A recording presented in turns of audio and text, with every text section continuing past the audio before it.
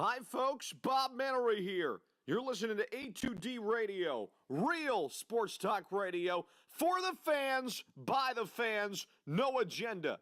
These guys are the best in the business. Hashtag it. No notes.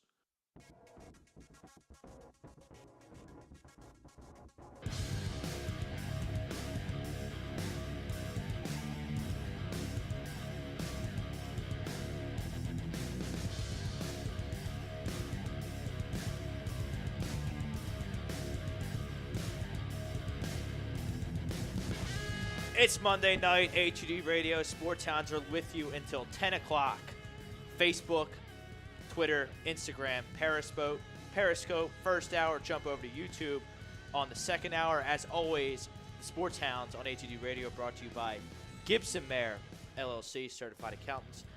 Visit GibsonMayerLLC.com. We got a jam-packed 2-hour show. A lot of beginnings, a lot of endings in the world of sports. Kind of at an impasse here as we move into the spring months. We'll have Jim Jackson around 8:30, talk some Phillies and some Flyers. We'll have Sixers talk. Opening day is on Thursday. Phil Martelli and Fran Dunphy are out, Brad. We booked Phil Martelli on the program last Monday. They win their first game against Duquesne. They lose their next round game, and then he is fired by newly appointed AD. Dunphy's out. Nova's out. But we're going to start with the Scanzano Sports Poll question tonight regarding the NCAA Tournament and one Ja Morant against Zion Williamson.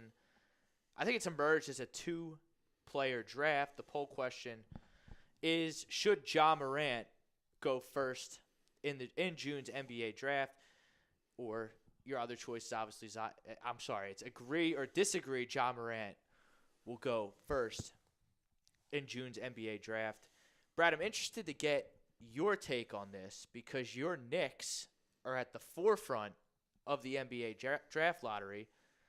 You should have the first pick because the Knicks are that bad of Ja Morant or Zion Williamson. If your Knicks have the first pick, are you taking the point guard, Ja Morant, or are you going to take the beast down low in Zion Williamson? I'm taking the point guard. You're taking the point guard. Absolutely. I think it's a lot harder to find a good point guard. I see Ja Morant, very similar game to Allen Iverson. He's much taller than Allen Iverson. He's quick. He can shoot. He can do it all, that guy. That's the kind of guy. That's the kind of guy that the Knicks need. I think, if they're successful in their free agent hunting, that's the kind of guy that, can penetrate.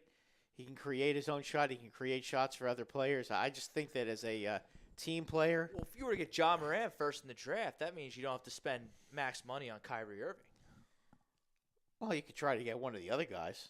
You get Durant or Butler if the Sixers don't re-sign him. The only problem with the Knicks is that I just don't know who would really want to. I'm pretty sure that Kyrie wants to come because he's from here and he seems to like New York and would want to come. I just don't know how many of these guys really want to go to New York. That's the question. So it may not be like they really have the choice of who to get. It may be who wants to come. Now I'm at a dilemma in this because I watched Saturday afternoon Ja Morant. Now, although Murray State did get blown out by Florida State, it wasn't Ja Morant's fault. No, he did everything. He started did everything the game 4-4, had a tremendous game. He absolutely torched. He torched Marquette. Yes, he embarrassed Marquette. A blowout victory. And I'm on the social media saying, Zion. I've been on the Zion train all year, but I'm watching. Well, I made the comment, and a lot of people seem to agree with me that I'm just not so sure how his game is going to translate. See, now that I don't understand. That I don't understand. Because what? He's 6'8". Yeah, but here's the problem, and he's a freakish athlete. I don't understand people who don't think he's going to translate to the NBA.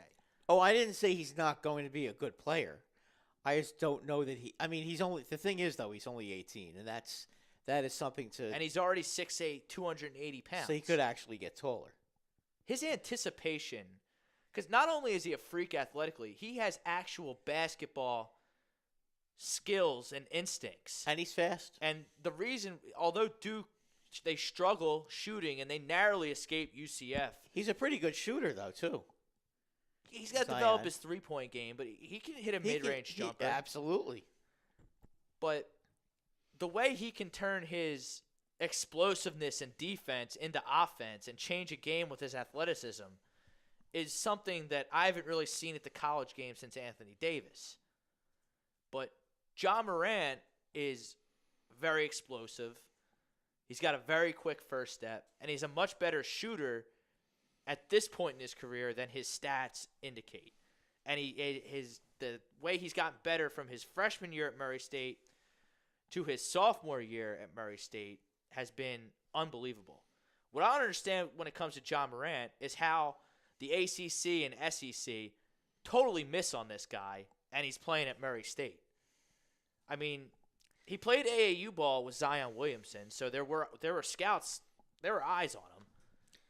You know, I get he wasn't 6'4", a little bit of a late bloomer when it comes to height, but athletically, first step-wise, shooting-wise, he had those skills. I watched his high school highlight tape. The only question I have with him is, can he guard anybody in the NBA? I mean, it's 6'4" with that athleticism. I mean, he'll figure it out. Plus, he's only 19. He's only 19 years old. He could also jump. But I see a guy like that in the NBA, and I think he could do damage right away. And I think he can absolutely make a team better. I think it's a two-player draft now. All due respect to R.J. Barrett, who's third now on my list. He was second before I watched John Morant play over the weekend with the microscope. R.J. Barrett's a pretty good. I'll tell you what. One thing he can do is he can shoot.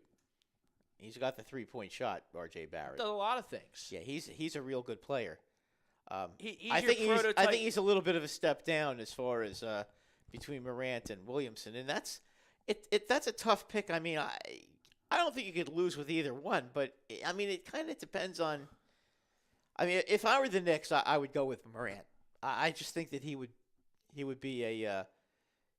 I think that he'd be a better NBA player right away than Zion. I think Zion is going to be a good player, but again, I just wonder when he's going up against guys that are all 6'8", 6'9", 6'10", all guys that are all his size, maybe just as strong, maybe stronger than him, how effective he's going to be. I just don't know. I mean, that's the unknown about him.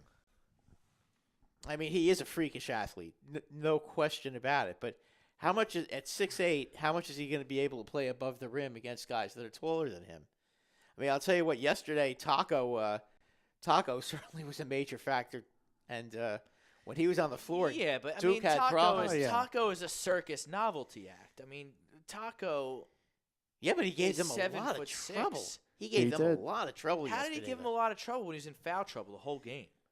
Yeah, but when he was overblowing that because the game was close. The game was close because Aubrey Dawkins and his fellow backcourt mate B.J. Taylor had the game. Aubrey Dawkins had the game of their lives. I mean, Aubrey Dawkins had 32 points, kept them in the game, and then I was convinced UCF was going to win that game because they seemingly could not miss down the stretch.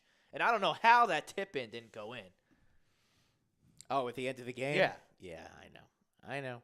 I mean, Taylor got a great shot. Listen, high off the glass. It wasn't just Dawkins that. comes crashing in, and I don't know how it didn't go down. They had a lot of chances. I mean, they did.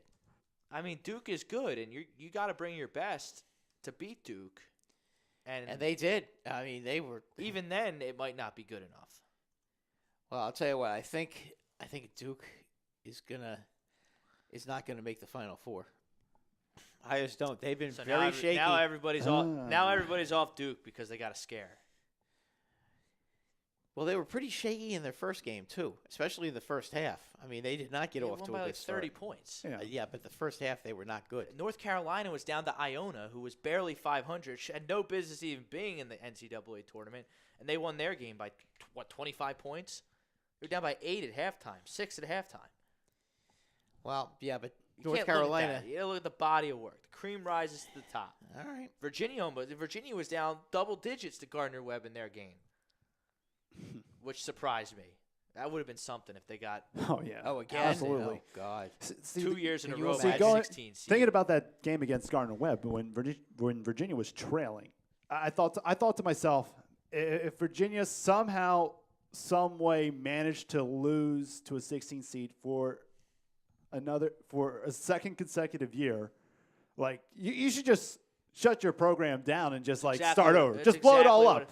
That's exactly what I was about to say. I mean, if you're a student, you don't want to deal with that reputation. You just transfer out of Virginia, go to Virginia Tech, go to North Carolina, go somewhere else. I mean, if I they don't want to lost live with that if reputation. they had lost to a 16 seed 2 years in a row, Right. see a Tony Bennett. Yeah, exactly. I would have pulled every scholarship and I would have started from scratch, and hired a coach that could actually teach offense and score. Let's go. And not lose to a number 16 seed when 2 you could make years it to in a the row. tournament. Yeah, exactly. That would have been terrible. Jake Frio checks in. What's up? What's up, Jake? Jake, new to our family, hosts the weekly roundup Saturdays at 4. You guys should definitely check it out. It's a great listen. Ryan Brodo checks in. Number 1 pick equals Zion. I don't know. I can't pick because every time I watch one of them play, my opinion fluctuates. I really don't think you can go wrong with either one if you're the Right. Knicks or the Cavs. At this point, they're 1A, 1B Or the Suns. in the draft. Or the Suns. Yeah, I mean, listen, I'm hoping that they would know more about this than me. So I just hope they make the right decision. Whoever they decide to pick, I hope they make the right decision. I just hope the Knicks can get the first or second pick. Oh, I yeah. mean, They're gonna get the first pick because it's gonna be rigged. It's been rigged for the Cavs twice in. Yeah, twice I'm in like afraid a I'm couple worried times. it's going to Yeah. get rigged for 5 years. LeBron in L.A. No, because LeBron is. They'll probably ask. I still think that the lottery's going to be rigged to like either New York or L.A. It's going to be one of those teams. You're probably right. The Knicks deserve it, though. I mean, when Right. the best player on the Knicks is their arena year in and year out, they deserve to get the lottery rigged for them, I guess. Chrome checks in. Mr. Monday Night. What's up, fellas? I think the Knicks are going to be a tough sell in free agency, which is a basketball purist is kind of sad that it's gotten that bad. I mean, I don't really understand the basketball purist part. I mean, the Knicks are never really good in the grand scheme of things. Well, They in haven't recent been in a years. while. Yeah, probably mean, since that- when Ewing was in- Madison Square Garden is just a historic basketball Oh, yeah. arena, and it is considered the mecca of basketball. Not but because- unfortunately, not they've because been of so the bad. team. No, that's the problem. And I agree with Chrome. I mean, when your best player is your arena, I mean, it's going to be a hard sell. Like, I don't think they're going to get anything in free agency the Knicks. So they better we'll hope. see. They I better hope. You would hope. We would hope that you're wrong about that, but we'll see. I mean, it's.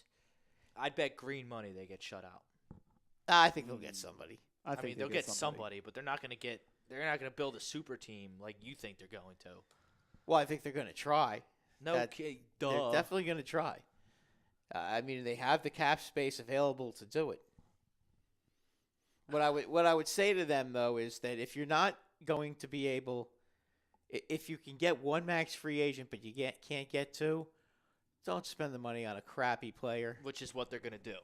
That's because that was the mistake Phil Jackson made, and instead, when he whiffed on trying to get a good player in the system, he went and just spent the money stupidly on guys that were past their prime or never had a prime, and it just didn't work, and he really screwed up the team.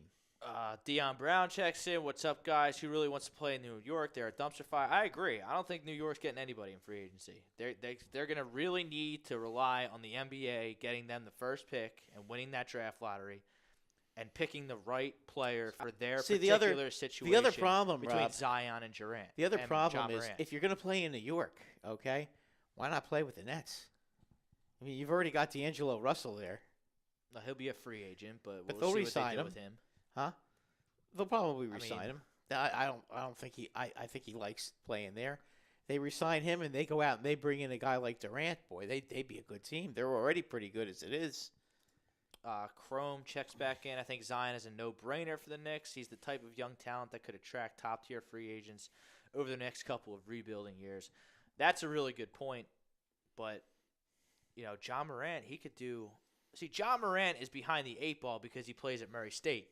because the scouts at Vanderbilt and Georgia Tech and Clemson and all these teams that live at the bottom of the SEC and the ACC don't know what they're doing and had John Morant right under their noses coming out of high school, and they all whiffed on him, and he ends up at Murray State. If John Morant played at a Power 6 school, I think Zion and Duke and John Morant and whatever Power 6 school he'd be playing at would be on a collision course for the national championship game, and that would have been phenomenal for college basketball. And number two, I mean, it's really tough. It's really tough. I can't even decide to answer the poll question. I was really hopped up on John Morant Saturday, watched him start that game like a bat out of hell against Florida State. And last night, you watch Zion drop 32 on UCF, and he really kind of clowned on Taco Fell. Yeah. I mean, he had him in foul trouble real quick, and it took UCF's Aubrey Dawkins and B.J. Taylor everything they could and more, and they still came up short. So I don't really buy that Taco Fell affected Zion. And I don't really buy the fact that Zion's not going to be able to play against guys who are 6'8", 6'9", 7 foot in the NBA. I'm not saying he won't be able to. I just said I would like to see if he can, how effective he's going to be. He might be. I mean, one thing is clear: the guy is quick as can be at 6'8". So I mean, he can probably really help he him. can blow by guys, and he can dribble. He can handle the ball very well. And what's going to really help him when it comes to really splitting hairs when it comes to Zion Williamson versus John Morant is Zion Williamson has excellent defensive instincts, which I talked about already, and he's quick and athletic enough to cover a small forward, and he's physical enough and strong enough to cover a power forward. That one play where he chased that guard down. When was it? Was it Friday when he chased the guard down? I had to be honest, I didn't really see their game against whatever 16 seed they played. The 16 seed, the guy had the ball. I watched other games. He pulled a LeBron basically. He came out of nowhere and went and chased the That's guy what he down. does. And blocked He has his shot. LeBron. I mean, the guy is unbelievable. He has LeBron-like instincts. He's and he quick. has LeBron-type athleticism. He's quick. He doesn't. He has a mid-range shot. He doesn't really have a 3 yet, but I mean that's something that you can learn. Deion Brown, does Zion come out early? I think so because it's all about the money / family. I get it, but I'd love these kids to stay at least 3 years. But those days are over. They're one and done. That whole Duke team. First off, Zion Williamson should not be subjected at all to the corruption of the NCAA. See what almost happened to his knee? Yes. He could have been done. What about Reddish? You think Reddish comes out? Yes. Yeah, I think he's going to come out too. If you're going to be a lottery pick, which Cam Reddish is going to be a top 5 pick, top 7 pick at worst, why would you go back to the NCAA and play for free? No, it would be foolish. It takes one play as Zion Williamson. I think Zion Williamson's foolish for even playing in the ACC and NCAA tournaments. He's done enough to assure himself a top 5 pick in the NBA draft. Top 2 pick. Right. I'm being conservative. Okay. Because his stock would inevitably fall if he sat out from when he got hurt against North Carolina until the NBA draft. Yeah, it would. Teams would be dumb and, he hasn't played. He could be injury prone. All that nonsense. Let's see what else. We're going to get there as many college basketball comments as we can before Jim Jackson joins us around 8:30. Michael Kleinkopf disagrees. I guess he's a Zion guy. Deion Brown fully agrees, so I guess he's a John Morant guy. Ralphie checks in from the fix. Knicks would be dumb to pass on Zion at 1, but I'll take Ja over Zion any day of the week. What? I mean, that doesn't even make it. That doesn't even make it. That sounds like he's hedging his bet. That's a total hedge. Yeah, you're hedging your bet. If the Knicks would be dumb to pass on Zion at 1, but you'll take Ja over Zion any day of the week, what kind of BS cop out is that, Ralphie? Ralph, Come on now. pick one or the other. Stand strong. Yeah, I mean, if you're gonna listen, you're allowed to be wrong. It's not like it will be the first time. For some reason, I don't see Zion coming into the NBA on fire. I can't see it. He's not that all-around player at all, especially right now by any means. That's from Dion. I mean, Dion, what are you watching, bud? I mean, are you kidding me? He can't shoot. He's not going to be the type of player that's going to go out there and shoot a million threes like a Steph Curry or a James Harden. He's athletic enough to cover a small forward. He's strong and powerful enough to cover a power forward. He's very LeBronish. He really is. You look at how the Milwaukee Bucks play and players like Ben Simmons and Joel Embiid on the Sixers and how the NBA is transitioning towards positionless basketball. I mean, that's Zion Williamson one-on-one. I mean, his defensive instincts are incredible. The way he can jump passing lanes out of nowhere, take it coast to coast, and dunk is just unreal. And so, boy, he is a freight train going I just down the don't lane. understand how you don't see how his skills translate to the next level. I don't get it. But Ja Morant's skills also translate to the next level, which leaves you with an interesting debate leading into draft time. I think when push comes to shove, I think the Knicks would take Zion. I would have to take Zion. Yeah, because you know what? If you don't, I can't take the chance. If you don't, and he becomes LeBron, then you are never going to hear the end of it. You're absolutely right. I can't take that chance. Yeah, I mean that's. And Zion Williamson. Now, I don't know Zion Williamson, so I'm saying this based on what I've seen and read about him. Not only is he a phenomenal basketball player, he actually seems like a really nice, down-to-earth kid. Very coachable from what I understand. Very too. coachable, and his skill set is going to be extremely marketable, especially in a city like New York. So I think when push comes to shove, I would have to take Zion Williamson slightly over Ja Morant. Secretly on NBA Draft Lottery night, if I were an executive, I would be rooting for me to take the second pick. So, the team ahead of me makes my decision for me. Greg. Yeah, well, we'll see. Milakovic checks in. What's up, fellas? I'll agree he should be, but probably won't be, especially if the Knicks get number one.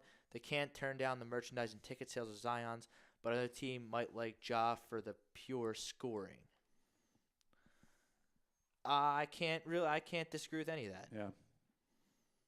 See, the one problem the Knicks really have had this year is how bad they are defensively. And Zion would really, really help them Zion would absolutely. Yeah. I mean, that's one thing. I mean, I'm sure none of you guys down here ever watched the Knicks, but for those of us who have had the unfortunate experience of having to watch their games this year, the one thing they really don't do at all is defend. They are a terrible defense. Not that they're so good offensively either, because they're not, but defensively especially, they don't stop anybody. Everybody just has carte blanche to the basket. They have escorts to the basket because nobody really guards them. They play the what does Walt Frazier call it? The Matador defense.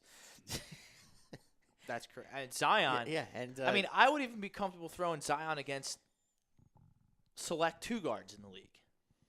Yeah, I mean, he would really help. He's that, in that quick way. and that athletic. He would help in that. He would help in that aspect a lot, and the Knicks need help there as well. But if you want to take Ja Morant over Zion, that's fine. It's a valid opinion. He's going to be a terrific pro. I think they're both going to be, but I don't understand. I think people are trying to get too cute in trying to tell me that Zion's skill set doesn't translate to the next level. I just don't. Well, I see never on my comment on Facebook. I didn't say you said it, but I've had people tell me that. I just asked over and over again. Yeah, I asked the question, and there was a very wide variety of responses. Which is why it's So- the poll question between your social media post and my social media Okay, post. That's why I gotcha. thought it'd be Yeah. a good idea. Oh, it absolutely is. For a little bit of a debate and college basketball banner before we have Jim Jackson on at 8:30, and we can dive into the Flyers and the Phillies, and we'll see what he thinks about the Eagles and the Sixers as well. Great sportsman, Jim Jackson is. Philly 4-for-4 legend. Tom Arnone checks in. He's excited for Jim Jackson at 8:30. That brings us to the Sweet 16, Brad, because this tournament is going to be a lot of fun from here out. It's been very chalky so far, though. That's not a bad thing. Now, I'm all for the Sister Jeans and Kansas State making a run last year. I was quite underwhelmed by how the first 2 rounds played out. Like, I especially with the upsets everybody wanted to see happen. I agree with you. Like, But upsets stink. Yeah. Now it's going to come to Thursday night. Thursday and Friday are going to be spectacular. Saturday and Sunday as well, as we're going to know the final. Right. Sunday night, we're going to know who's in the Final Four. We don't have Sister Jean in there. No we don't have Sister Jean, Kansas State in. We don't have any undeserving teams that aren't. I legitimately think that we have the top 16 teams in the country playing Thursday and Friday. Even Oregon? I mean, they've earned their spot. They've been red An hot. Oregon squad that won Now, if you remember, 9 games in a row, if you remember, minus bowl, so. Okay, but if you remember in the preseason, Oregon preseason rank was well within the top 25. They were. They underachieved, and they lost their lottery pick Bol, Manute Bol's son, for the season with a foot injury, and, it took them a while to find their way. They're lucky they played in the garbage Pac-12, but they were to win that conference tournament, earn their right to play for a national championship. Yeah. They got an extremely, extremely favorable draw playing a Wisconsin team that wasn't a vintage Wisconsin team. Right. And UC Irvine, very nice team, a 30-win team. Yeah. Played great defense, had some length and athleticism, but they were able to get by them as well. So, based on all that, you throw that all in the pot, and, they are a top 16 team. I mean, you heard what Phil Martelli, NCAA Tournament's all about matchups. Right. Oregon got a very favorable draw, and they're in the Sweet 16. Now, they're going to play North Carolina. Yes. Do I have that? I have that right? It is North Carolina, yep. Okay, they are going to play North Carolina. And, That's where it ends. And I don't think they're going to win. I doubt it. But it's going to be a good game because Oregon is well coached with Dana Altman. They are. And they have a lot of athleticism. It's a high pedigree program, even though 21 a program that's seeing a little bit of a renaissance. 13 losses in the Pac-12. I mean, that's not really my cup of tea per se, Right. but we got Bryce and Rosca on. Of course, Kyle is on as well. And we got Rosca picking Duke, and Bryce is not sure about Duke. I mean, okay, he thinks Michigan State can beat him. So, of course, Michigan State can beat Duke for most definitely. Well, let's go back to these Sweet 16 because it's going to start on Thursday at 7:09. You have Florida State and Gonzaga. That's going to be a hell of a game. Florida State matches up very well, in my estimation, with Gonzaga. Gonzaga opening as monster favorites. I mean, I'll take the points all day with Florida State. I have Florida State outright on my bracket, advancing to the Elite Eight. Not that that means anything, because of all the studying I did for Brinkman Bracketology was all for naught, as my bracket is complete garbage. Oh, yeah, same with mine. I get too cute. Number one, if you looked at my record over the past 5 years in the 7-10 and 8-9 games, I might win one of those a year. Terrible. And that kills me. Because I had 12 of the 16. Okay, we got Bob thinking that North Carolina is going to win. I agree. They're my champion. Purdue and Tennessee, isn't it? I like Tennessee in that game. I think that one could get a little bit ugly. I think I had Tennessee winning that one. I have Tennessee in my Final Four. Texas Tech and Michigan. These are all marquee college programs here. Excellent matchups. And I was wrong. Oregon plays Virginia. Oregon might beat Virginia. Oregon might beat Virginia. Texas Tech and Michigan. Who plays Kentucky? Kentucky and Houston. That's going to be Friday around 10 o'clock. Duke and Virginia Tech, an ACC battle. North Carolina and Auburn and LSU and Michigan State round out the Sweet 16. That's 8 fantastic games. And Frank is punching up Jim Jackson right now. We'll have him in just a second. Talk some Philadelphia sports. Jim, do we have you? I think you do. All right, Yes, we Jim. do. Thanks. Welcome to the Sports Hounds. Welcome back to A2D Radio. Thanks once again for joining us. My pleasure. We're going to start off with some Flyers talk. I think the elephant in the room with the Flyers, at least in my estimation, is the consistency. You have a period between late December and mid-January where they got 1 Bettman point, and then you have a streak at the end after everyone gets fired where they go 16-4. What do you think this franchise has to do in the offseason and going forward to sustain consistency over an 82-game season? You look throughout the NHL, with the exception of Tampa Bay this year, every team has had those dips and then their surges. For the Flyers, it was the first half of the season which got them. I mean, no one expected the upheaval. The general manager change was a huge surprise, and then soon to follow the coach. Pretty tough for a team to withstand that and be on a roll. But they did eventually get on a roll. In fact, over a 2-month period, they were the second best team in the league behind Tampa Bay. That's from January 14th through the middle of March. So that's a pretty good run. That's more than just a little streak, and it's a little more inconsistency. It's just the bottom line is you go on a run like that, you're going to eventually – the league is just so balanced, you're going to have some kind of evening of that. And unfortunately for the Flyers, they didn't have the margin of error because of their first half to have any kind of balancing out after a surge like that. So as a result, this little stretch here where they've lost, 5 of 8 or whatever, that has, finished them off as far as their playoff hopes. But the bottom line is it really was a season that the first half it took care, I think, of any realistic playoff chances. It would have been a miraculous run. They would have done something no team had ever done, come from 16 points down in that time frame. So they put themselves in a rough spot. The one consistent thing about the Flyers over the last 3 or 4 years has been they have not had great first halves, and they have had surges. So they obviously have to work on that. And I think they're headed in the right direction. They're the 5th youngest team in the NHL. And a couple of the teams younger than them are teams that gutted their clubs at the trade deadline, the Rangers and Devils. So it's really of teams that were even contending for a playoff spot.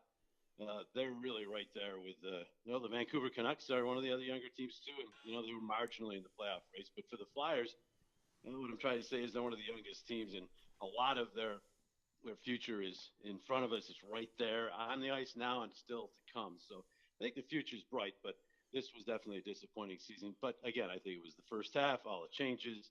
Pretty hard to expect a team to make the playoffs when you change the GM and the coach in the same year. That's a lot of change. Jim, they've gone through 8 goalies this year, and it looks like Carter Hart's going to be the goalie of the future. Do you think he's the number 1 goalie, and do you think he can play 55, 60 games next year? He's shown us nothing that would indicate he isn't a number 1 goalie and a very good number 1 goalie. He's played a lot of games through his junior career, never had a problem with workload, very dedicated to his physical conditioning, very dedicated to his craft. He's really a very impressive person. I mean, he's 20 years old, but he really has the maturity of a 30-year-old, even though he's the face of a 15-year-old. So he's basically what you want. He's young, but he's mature. And that's something that doesn't come along all that often in any sport, in any business for that matter. Young and mature people usually have to go through that process and mature, and it takes 2 or 3 or 4 years. But from a mental standpoint, this kid has already matured. Maybe he was born mature. I don't know. But he has really, I think, all the tools to be the guy. It would be ironic. They set a record with eight goalies, and that they finally find their franchise goalie in the season where they set that record. But I do believe that's happened. Of course, there can be injuries.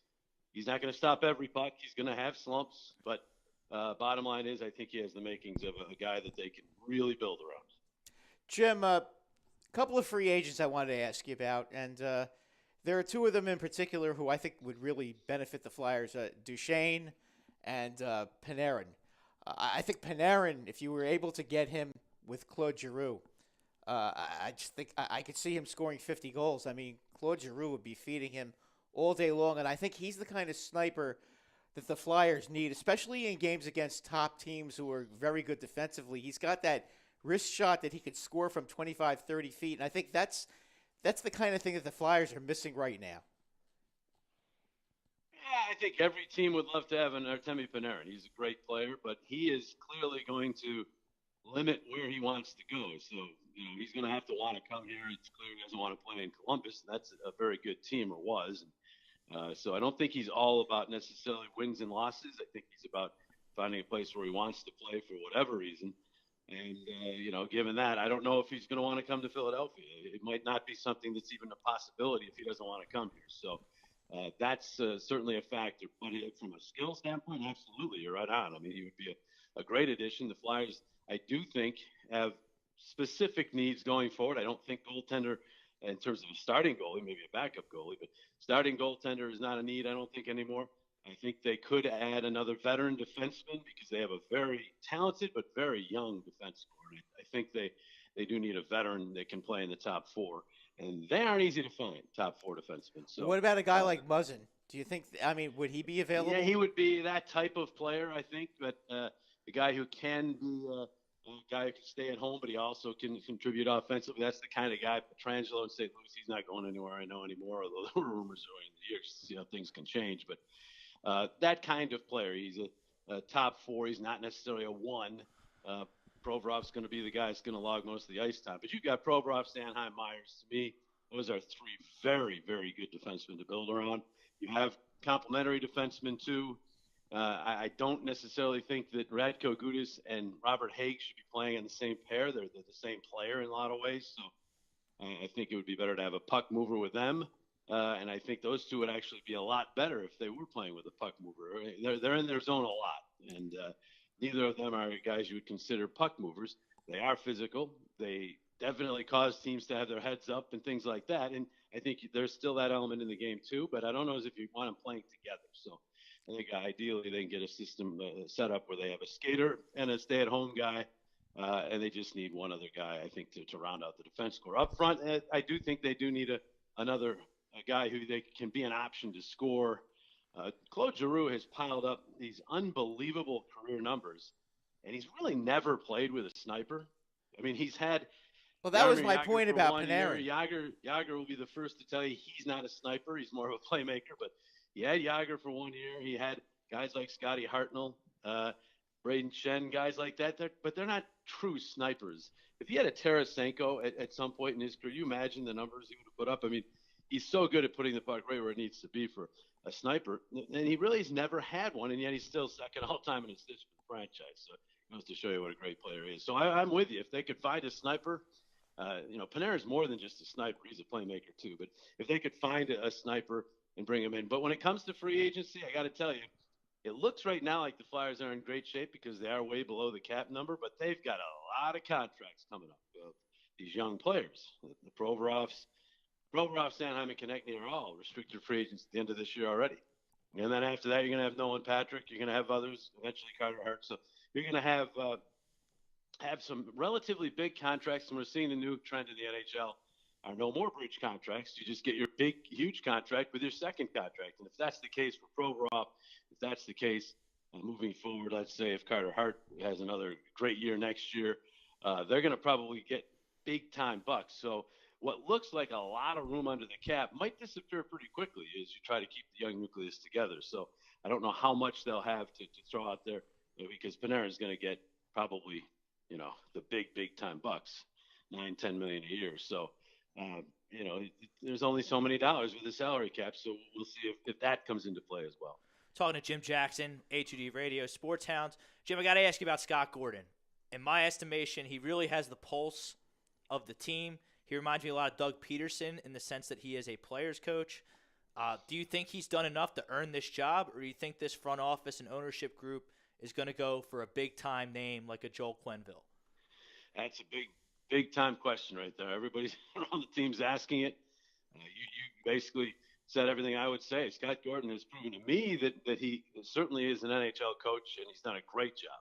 He's taken certain players – and he's shown confidence in them. Obviously, he's shown no fear of using young players, which I think is something that with this team with so many young players, you have to have that.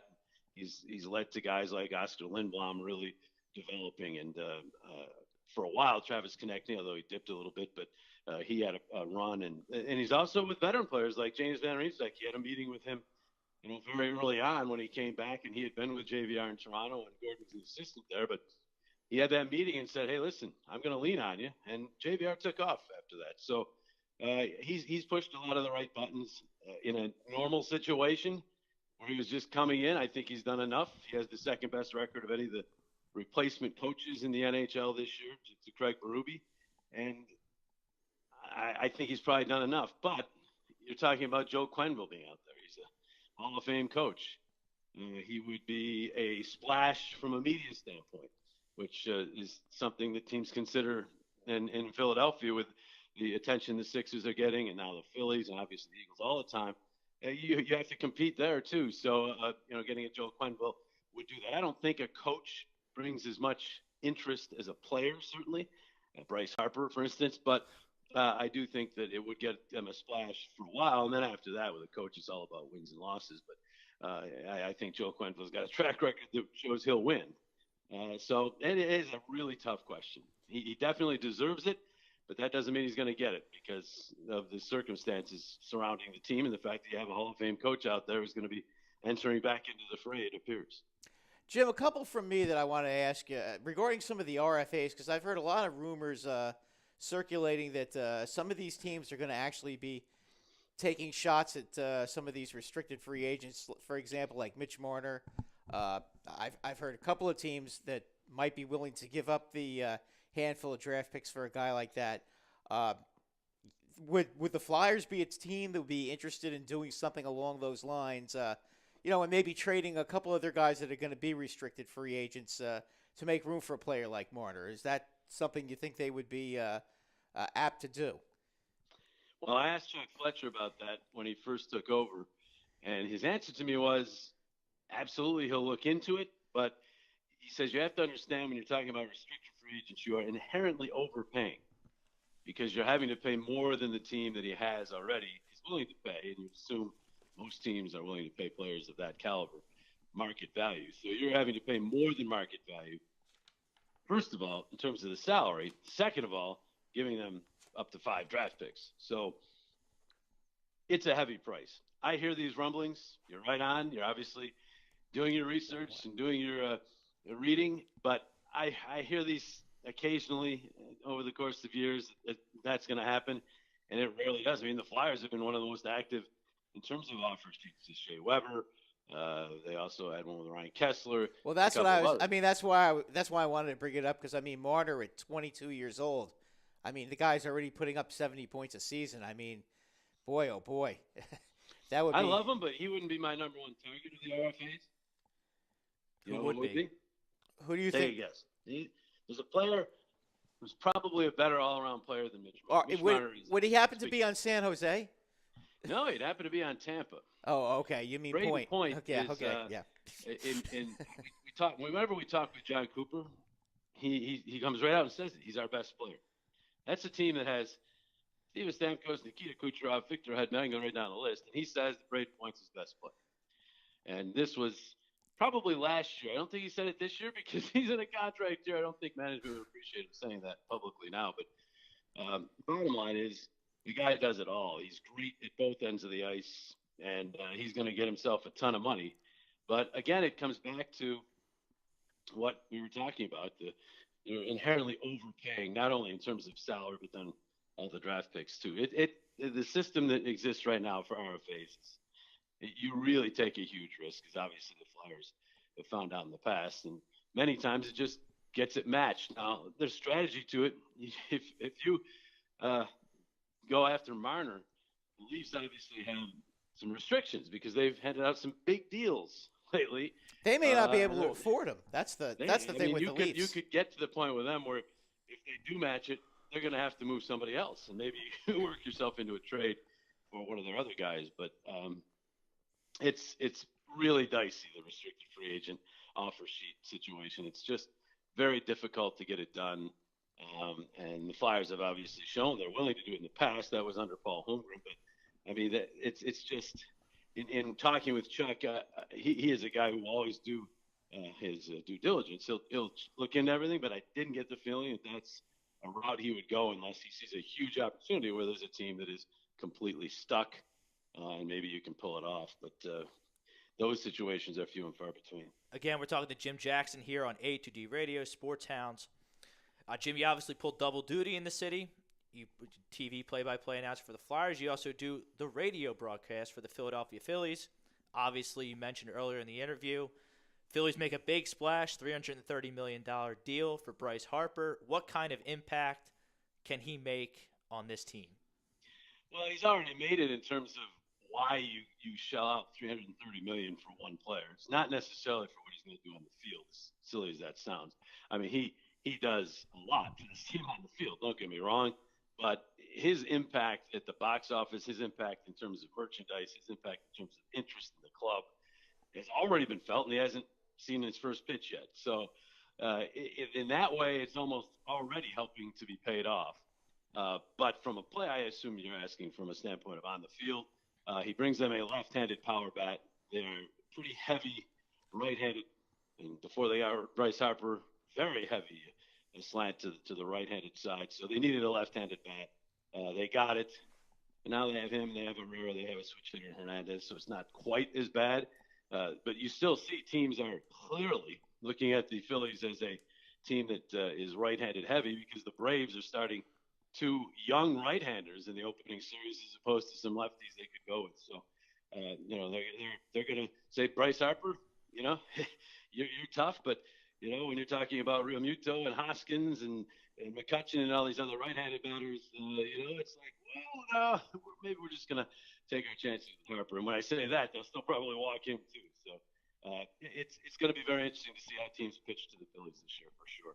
But Harper brings that left-handed power bat. He brings his defense really was not good last year, but I think he's better than what the numbers show. I think he'll be better in a smaller outfield in Philadelphia too. And it's just in general, I think he's another piece. But I got to be honest with you, from an actual wins and losses standpoint, JT Realmuto may have more impact than Bryce Harper. I mean, the catcher is so important to how a team performs on the field, clearly in a big way, and also if he is a good offensive player, and he is a very good offensive player, JT Realmuto might have more impact on wins and losses than Bryce Harper with this club because the pitching staff outside of Jake Arrieta is pretty young still, and it's good to have a veteran catcher back there.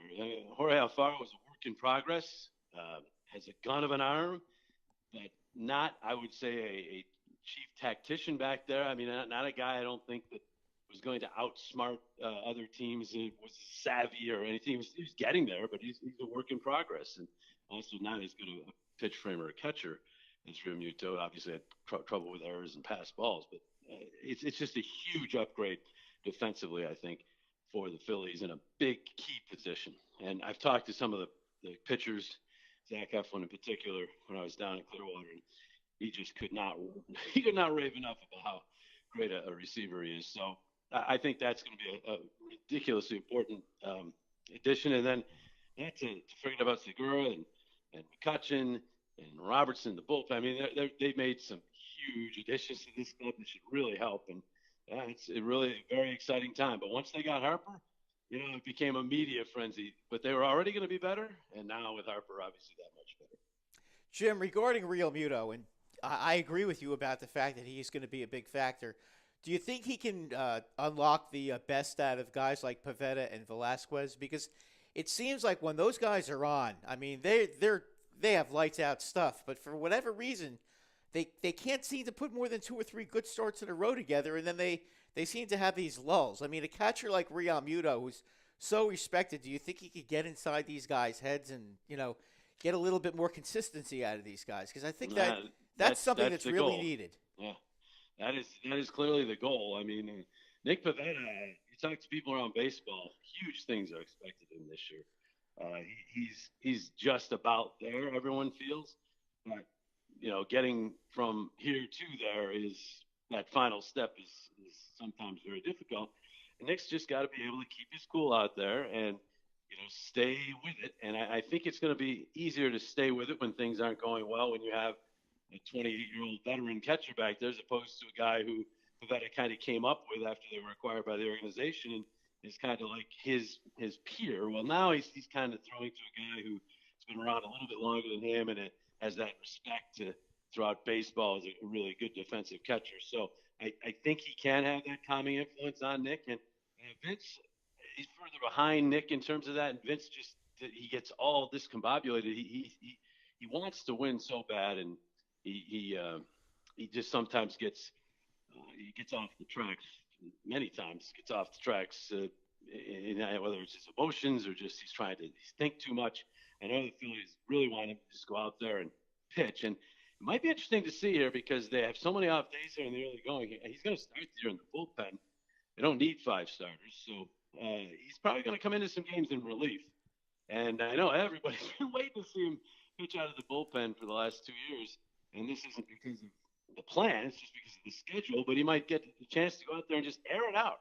Come out of the pen. You're only going to face 3 or 4 batters and just air it out because he just has an unbelievable arm. So it'd be very interesting if he comes out and gets 2 or 3 outings in relief to start this year because of the off days and the fact that they don't really need him. I don't think it's something like the 8th of April. Then and he's really good out of the pen. I don't think they'll make the move right then. But I think down the road that will be something they say, listen, maybe he is a relief pitcher. And a lot of people have thought that's the case with him. They've hesitated to do it because in all people's minds, even though the bullpens have become so much more important in baseball, it's because of the quantity of the pitchers being used and the fact that so many of them throw hard.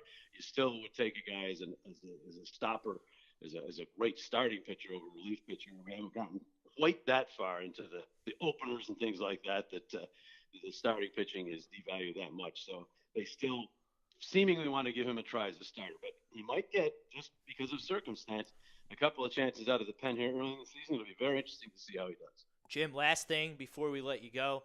The Mets have improved. The Braves are the defending champions. The Washington Nationals, they kind of have a new look, pitching-heavy roster. And then obviously you have the Phillies. Should make for a fun summer in terms of the NL East race. How would you handicap that race heading into opening day on Thursday? Yeah, it's a monster division. You have the Marlins, who are the weak sisters, but then the other 4 teams. A lot of people are, I think, dissing the Nationals. And I wouldn't do that. They have 2 of the best young outfielders in the game. And so I don't think they're going to miss Bryce Harper that much offensively. They have Anthony Rendon, who is one of the better all-around offensive players. They have many other weapons offensively. I don't think they're going to be bad offensively, and then they're going to be throwing at you if they stay healthy. And with Steven Strasburg, that's always a big if. But Strasburg, Scherzer, Corbin. I mean, that's pretty tough. So I think you're looking at a team that could be better without Bryce Harper, not because I'm not dissing Bryce in any way, just that they have all these young players coming up, and they've now got Corbin, and they've got guys out of the pen. So it'll be interesting to watch that club. The Mets, they're sneaky. If DeGrom's as good as he was last year, and Thor is as good as he was down the stretch, and Wheeler was so good. I mean, that's it's really interesting. They have great pitching. They improved their bullpen, Their too. bullpen is really good, obviously. So that's they're going to struggle maybe a little offensively. I don't know how much Robinson has left in the tank and all that, but the Mets are by no means a pushover. And the Braves, they won the division last year, and if anything, their younger players you would anticipate just getting a little bit better. So, and they added Donaldson to the mix. So it's really a tough division. I could easily see 3 going to the playoffs out of the East if it was just based on merit. But since there's 4 good teams in the East, they're probably going to beat up on each other a little bit. And the Central's also got 3 or 4 really good teams. So I don't know how it's going to break down in the National League. But I know in years past we said, there's only 1 or 2 good teams in the National League. Not this year.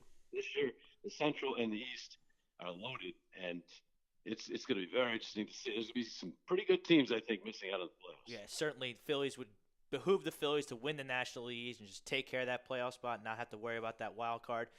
Jim, best of luck this season on the call, and thanks once again for 2 minutes. You're always fun to have. No problem, guys. Take care. All right, there's Jim Jackson, play-by-play voice of the Philadelphia Phillies and Philadelphia Flyers, giving us some great nuggets of information there, Brad. As always. I thought it was interesting. He really talked up Real Muto. And I think Yeah. he's kind of the forgotten child, here with the Bryce Harper signing. I mean, you look at the defense that he brings over Alfaro. I mean, that's going to be really huge. And I thought you brought up the good point that, maybe he can get into the Vince Velasquez's and the Nick Pavetta's head. Nick Pavetta, if you remember last year, I told you what I thought about him Nick in Pavetta? in spring training with that big curveball that he's got. we have I just do not understand why a guy with that kind of a curveball and fastball, I mean, I think he has terrific stuff. I don't get why that guy's not isn't one of the top pitchers in the league. He's got the tools. I mean, it's got to be in his head. But you know what? When you have that's the thing. When you have a really great catcher like Real Muto, he can make a difference to some of these pitchers. I mean, it does make a difference. There's no doubt about it. It's funny how the mainstream is also recognizing what I've been saying for years about Vince Velasquez, that he should come out of the bullpen. Well, you've been saying that for 4 years now, so Since our 1360 WNJC yes, days. since one of our first. Jim said it. Jim said Yeah. it perfect. Jim doesn't think they're going to need a fifth starter until early to mid-April. Because of all the days off, Which makes sense. And if Vince Velasquez only has to face 6 batters and he can just try and throw He'll it be past going- everyone. He'll throw 100 miles an hour for 6 batters, and and mix away in you that go. slide. Because what I've been saying for years about Vince Velasquez is he's yet to develop a third pitch. He's got a good fastball and he's got a good slider, and the third pitch. He needs a changeup. Which If you he had a need, changeup, you need in the MLB to get through a lineup 3 times. Basically, if you're a pitcher in Major League Baseball and you can't get through a lineup consistently 3 times, you're a bullpen guy. And that's what Vince Velasquez is. He's a bullpen guy. And I've talked ad nauseum about all the all-time great relievers that came up as, starting pitchers, couldn't get through a lineup 3 times, and found their niche in the bullpen. Your boy, Mariano Rivera, being the Classic example. Dennis Eckersley, when he started getting as well. when he started getting old, he went to the bullpen and he was unhittable. I mean, there's a lot of guys. I mean, John Smoltz is the obvious exception. I think he's the only guy in history John who has Smoltz, he 300 did it all. 300 wins and 300 saves or 200 saves or something like Unbelievable that. feat. But I mean, but not everybody can be like him. But you're right for the most part. I mean, Andrew Miller. Andrew Miller is a Andrew classic Miller example. in Vince Velasquez. A lot of it, and Andrew Miller he couldn't get through a lineup 3 times. He was on the Yankees. He was great. He was on Boston. Was great. Was with Baltimore. Was great. I mean, every team he's been with. We got to the World Series with Cleveland as a part of that stacked bullpen. Yeah, now he's with St. Louis. I mean, if he stays healthy with St. Louis, that really will solve their bullpen problems. We'll see. I thought the Cardinals gave him a lot of money for. Well, how much did he had get? 3 years for $25 million, 2 years for $25 million, something like that. That's about I remember right. $25 million. I don't remember how many years. I'll tell you what. If he's healthy, he's one of the most unhittable pitchers in baseball with that slider. I mean, he's deadly. It's unhittable, especially to left-handed hitters. You can't. Left-handed hitters just have no chance against him. Should be fun. We're going to do our baseball predictions. Sixers are getting worked right now by the Orlando Magic. Not surprising because Ben Simmons did not play. Get us some Sixers talk. Baseball predictions. We have our fantasy baseball draft tomorrow, Brad. Yours truly picking second. You're picking first. Give the viewers out there some tidbits into what we're thinking heading into our draft. Sports Hounds on A2D Radio. We'll be back right after this.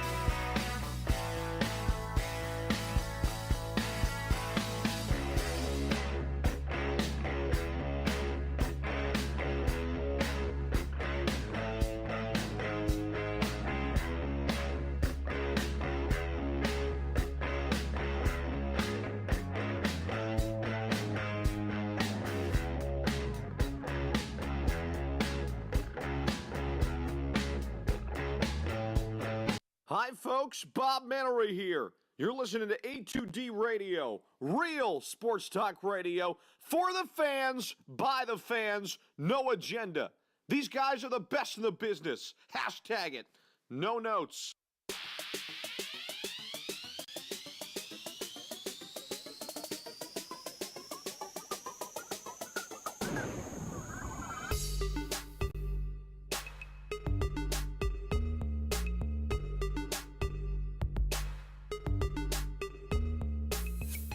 Welcome back. Second hour of the show, exclusively on YouTube. Check out my Frank or Brad's social media accounts for the link. Brad, let's talk some baseball. It just dawned on me as we were just about to come back from break. This is our last show before opening day Thursday, obviously. We air every Monday, so we got to get our predictions down. You remember last year, I had Garrett Cole to win the American League MVP, my sleeper pick. Didn't quite get it done, but he came close. He had an outstanding year. The change of scenery certainly served him well, going from Pittsburgh to Houston. But I don't know, where do you want to start with this? Because we're both baseball nuts. We're both seam heads, as they say. You want to start in the National League? Let's start with the National League. Yeah, well, we got to start with the weaker league first, right? Well, yeah, for the most part. Here we go. All right, so what do you want to do? Division winners? Well, let's start in the NL West, and we'll work our way to the East. We'll work our way to the East. I'm documenting on my AUL legal pad here our picks. Frank, if you want to jump in or you want to save until Wednesday, we'll leave that up to you. Oh, well, I have no idea what we're going to do for Wednesday. I know we got a big show coming up Wednesday, and I know I have no idea what we're going to be talking about, but I think the Phillies are going to be involved. I feel like segments like this, baseball predictions, or talking to I feel like it gets lost because everyone's football. Right. Yeah, I feel like baseball gets lost. You know what? You know what the beauty is? From now on, there won't be any weekends without baseball. As far as I'm concerned, and I'm a huge Sunday night baseball guy. It's a torture chamber after football ends to when baseball begins. It's like a torture chamber. I love seeing a hockey game on Sunday afternoon or a basketball game, but it's not the same. The matinee hockey games. It's not the same as Saturday afternoon or Sunday afternoon or Sunday night baseball. It's just not the same. And now it's going to start, and there are going to be some very interesting races. One race that I don't think you're going to see much of is in the National League West. I think it's pretty much a one-team race there. I think the Dodgers, win this division, and they win it convincingly and easily. Their starting pitching, I agree. Their starting pitching is very, very solid. They can hit the ball. They can field. I know that, but Seager is not going to be playing until what, May, June, something like that. He's ready. Oh, he's ready. Oh, it's the other Seager, his brother. Kyle Seager. Mariners. My bad. He's out till June. Okay. I don't know what's wrong. All right. With so him, Corey's good. He's not really that good So anyway. Corey's in. Okay. Yes. The Dodgers are a solid team. They have a real good bullpen. Yes, they lost. They did lose a couple of guys, but they also got messed up the record, so I got to restart. They got the guy from Boston. Yeah, Kelly. Joe Kelly, excellent. And to go with their closer, Kenley Jansen. Now, if you remember last year, Brad, through May, the Dodgers didn't have a good record. No, they were 16-24. And everybody kind of panicked. Now, I might like me, for example. Yes. I don't really remember if I wavered or not. I don't really care. Oh, I said they better get it together because I don't really care. Arizona was so hot, and Colorado was playing great ball, and they were like maybe 10, 12 games behind at one point. They weren't good. They weren't good. But they I don't remember if I waffled on the Dodgers last year or not, but I don't care. I'm guilty. I'm guilty. But I do think big enough to admit it. The Dodgers are going to win the West. I think that the Rockies what are we going to go to that? Are going to be second. I don't think they're going to make the playoffs, though. I love German Marquez. If you're playing fantasy baseball and have yet to have your draft, or you can make a trade. He's good. For Herman Marquez. He's good. I've had him. Strikeout machine. I've had him on my fantasy team. Very good fantasy player. I've had him on my fantasy team. He's not the greatest real pitcher because he pitches at Coors Field and he leaves the ball up sometimes. He gives up a lot of home runs, unfortunately. Yes, but he will Herman get. Marquez, He gets a lot of strikeouts, especially on the road. high pedigree strikeout guy. Then you've got Arizona, who I think will be third. I think San Diego will move up to fourth, and I think the Giants are going to be last. I think the Giants are going to be a bad baseball team this year. I'll take the Padres to finish third with Machado. You think they're going to? I'll flip them in. Yeah, the I agree with Diamondbacks. that. Yeah. I just I think the Diamondbacks just they still have some pitching though. And but for how long? Well, you think Ross is what's his name? Well, you got Greinke and Greinke. Arch, you got Greinke, And Robbie Ross and Robbie Ross. Robbie Ray. Robbie Ray. I'm sorry. I forgot about Robbie Ray. Robbie Ray and Greinke are pretty good. That's a lefty that the Phillies could easily target at the trade deadline. Yeah, I don't think Arizona's going. Where they finish third or fourth doesn't matter. No. But I think mean, when they traded Paul Goldschmidt for a pile of garbage, at least in my estimation, I would agree with you. that was the indication that they're looking to move in a different direction. I was surprised that Zach Greinke and Archie Bradley weren't moved to the Braves somehow. I thought that was a really good fit for I think good trade partners. And they've made blockbuster trades before. I think that's where we stand with the Arizona. So you like San Diego to come in ahead of Arizona. I still like Slightly. Arizona. I think San Diego comes in fourth, and I think the Giants come in fifth. And then I think it's going to be a huge battle between the Yankees and the Phillies and the Red Sox and Houston about who's going to end up getting the big lefty. Mad Bum. And that's going to be Robbie a Ray, very he's no very slouch. interesting. He's no slouch of a consolation prize if you don't want to pay there because Giants are going to be asking for the moon for Madison Bumgarner. Well, this is his walk year. That's correct. The longer they wait, the less they're going to get. I say this all the time. They should have already traded him, but they're stubborn. Well, they should have traded him in the middle of last offseason, All right, and they would have gotten a king's ransom for him. But where do you want to go now? The Central? The Central, because that, in my opinion, is the man's man division. That's going to be the toughest division to handicap because you've got, in my opinion, three very good teams, one team that's on the rise. Unfortunately, had a bad injury, and then you've got the Pittsburgh Pirates. The Pirates always seem to overachieve, though. Every year, this time of year, everyone counts out the Pirates and say they're going to stink. Yeah, but they're in a tough division, though. I mean, they really are. I mean, Cincinnati is no doubt. Cincinnati I love the Reds. Cincinnati is no Reds. joke. It's really a shame about Scooter Gennett's going to be out getting 2 to hurt. 3 months with an ankle injury. I'm not shying away, though. I think Yasiel Puig has an MVP caliber season. They bring in Matt Kemp. I think Sonny Gray bounces back, being out of New York, being reunited with his pitching coach that made him great back in Oakland. I think you have Luis Castillo, who's just ready to burst on the scene from a starting pitching standpoint. If they can get 20 to 25 starts out of Wood, that would He's really going to help. start the season on the DL, which isn't a surprise. That's his. Well, as I MO. said, if they can get 20 to 25 starts, I didn't say 30. I don't know if they're going to get that, and then they have a strong back end of the bullpen with Iglesias. I like the Reds to win this division. I think the Cardinals are top heavy. I don't understand what everyone sees in the Cubs. I think they're top heavy as well. Still have a very good pitching staff. You have the Pirates, who, they'll probably be slightly below 500, and you have the Brewers, who are very good. But my thing with the Brewers is Christian Yelich, the unbelievable season he had last year, is that repeatable? Because he was unreal. I would say no. But I don't think I'm not saying he's a bad player and going to be a bust. I don't think he could be. I don't think he could possibly be as good as he was last year. He was hitting for the cycle once a week down the stretch. Yeah, it was ridiculous. It was crazy. But I do think it's not unreasonable to see near MVP type numbers for Christian Yelich. I just don't think it's going to be. He's going to knock it out of the park like he did last year. I mean, that last year was probably a career year, a signature type of year. I still like the Cubs. I think they've got the best pitching in the division. I still say pitching wins, and in case of a tie or when in doubt, go with the team with the best pitching staff. In this particular case, I am going to go with the Cubs. Now, their starter. Now, I'm giving away all my tidbits here. You're in the league, and we're picking right next to each other. Their starting pitching is going at an incredible value. All four of them that I think are draftable. Cole Hamels going late. Yu Darvish going late. Quintana going late.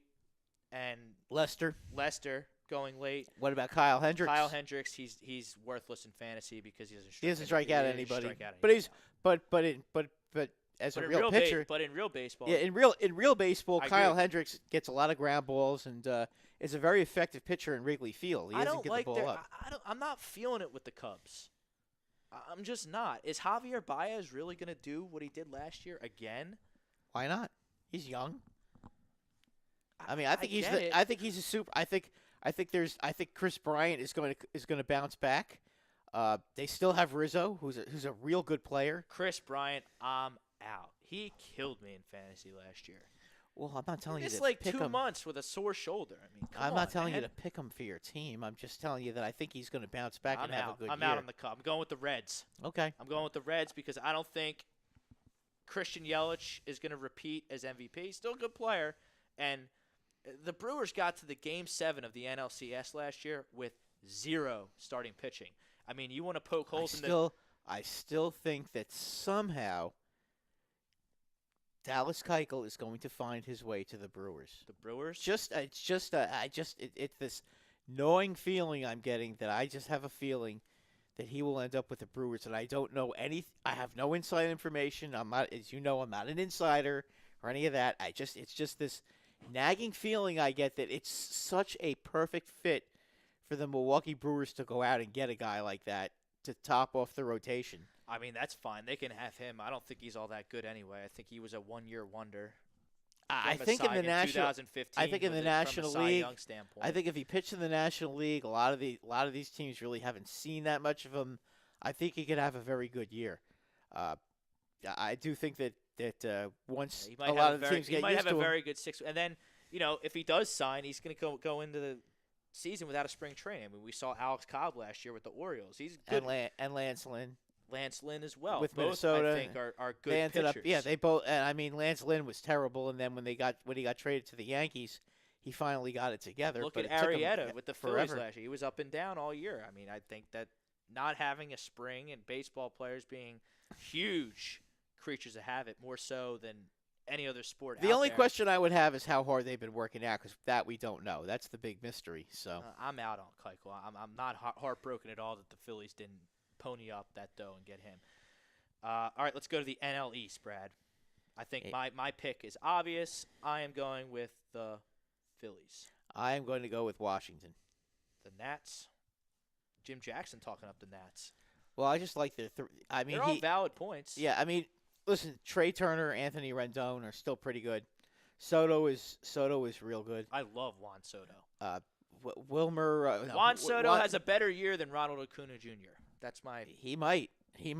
Robles, is that his name? Victor Robles. The kid that is coming up. I would expect that guy's going to have a major impact on that team as well. He should start in center field. We'll see what kind of games they play with him. Yeah, well, in terms of his service time and all that nonsense. Although the Nationals are pretty. Nationals are going to be tough because they don't really play games like that with the smaller market teams. So. Well, we'll see.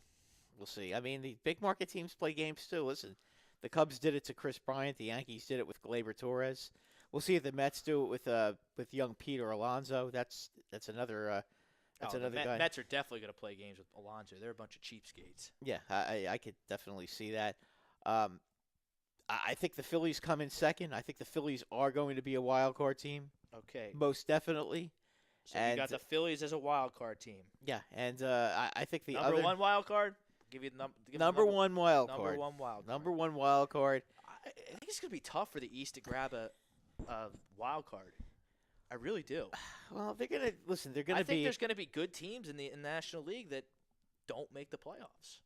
I Jim think Jackson was right. I think you're right, but I think the Phillies are going to get one of the slots, and I think I like the Cardinals to get the second spot.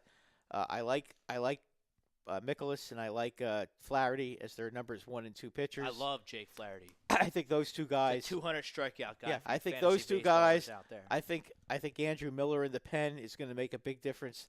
I know you're not as high on the Cardinals as I am, but I'm not as high on their. I know they got Goldschmidt, and Paul Goldschmidt is an unbunbelievable player, and they were able to extend him this past week, so he's going to be there. I just think that for with the rest of his him career. and Marcel Marcel, what's his last name? Marcelo Ozuna. Ozuna, yeah, him and Marcelo Ozuna Yeah, going it's back great. to back. That's two guys. I understand that, but they also got DeYoung. He's a pretty good hitter. I mean, They got some guys that can hit the ball. okay. I mean, Dexter Fowler in center field is very Yachty bold. can still swing the bat. Yachty seems to be ageless. I don't know. I see a top-heavy team. I mean, we'll see about them. I don't know. Like I said, I like the Reds in the Central. And I think when it comes down to Philly against the Cardinals in a playoff Well, game, you got I Nola- like you I got like Nola. Nola. Obviously, and I've always told you the pitching always wins. No, I'll take Nola over whoever the Cardinals start against the Phillies. And then there you go. And then the playoffs will begin. Let the playoffs begin. What do you think with that? As far as my wild cards, or that Wild cards. Aaron Nola is unstoppable in a one-game playoff. I think that Aaron Nola is unstoppable. I think Aaron Nola is He's a premier really pitcher. going to have a He's a premier pitcher. season. Yeah, I expect at least 16 to 17 wins out of him. I'm definitely going to go with Washington as a wild card. I'm struggling with the second one because I don't think the Mets are good enough, even though they're improved. I still think the Mets need another bopper in the lineup. Maybe they get Cespedes back in late July, He's a mutt though. yeah, but he might. But it's going to be his walk year, I think. So or no, next year is. But I think he's going to get himself ready for his walk year. I think he's going to set it up this year. So I do think he's going to have a pretty good. And the Braves, second half.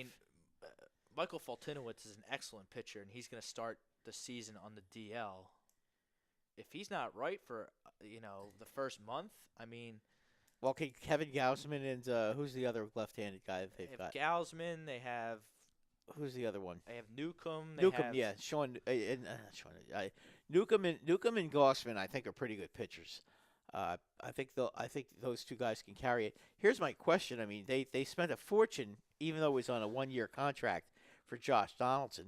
Can Josh Donaldson's veteran leadership I'll believe it when I see it. bring this team into the playoffs? Because I don't see it. He's always getting hurt, and it's always either his shoulder or his calf or his hamstring. It's always something. He's with another him. guy dead to me. Fantasy bust.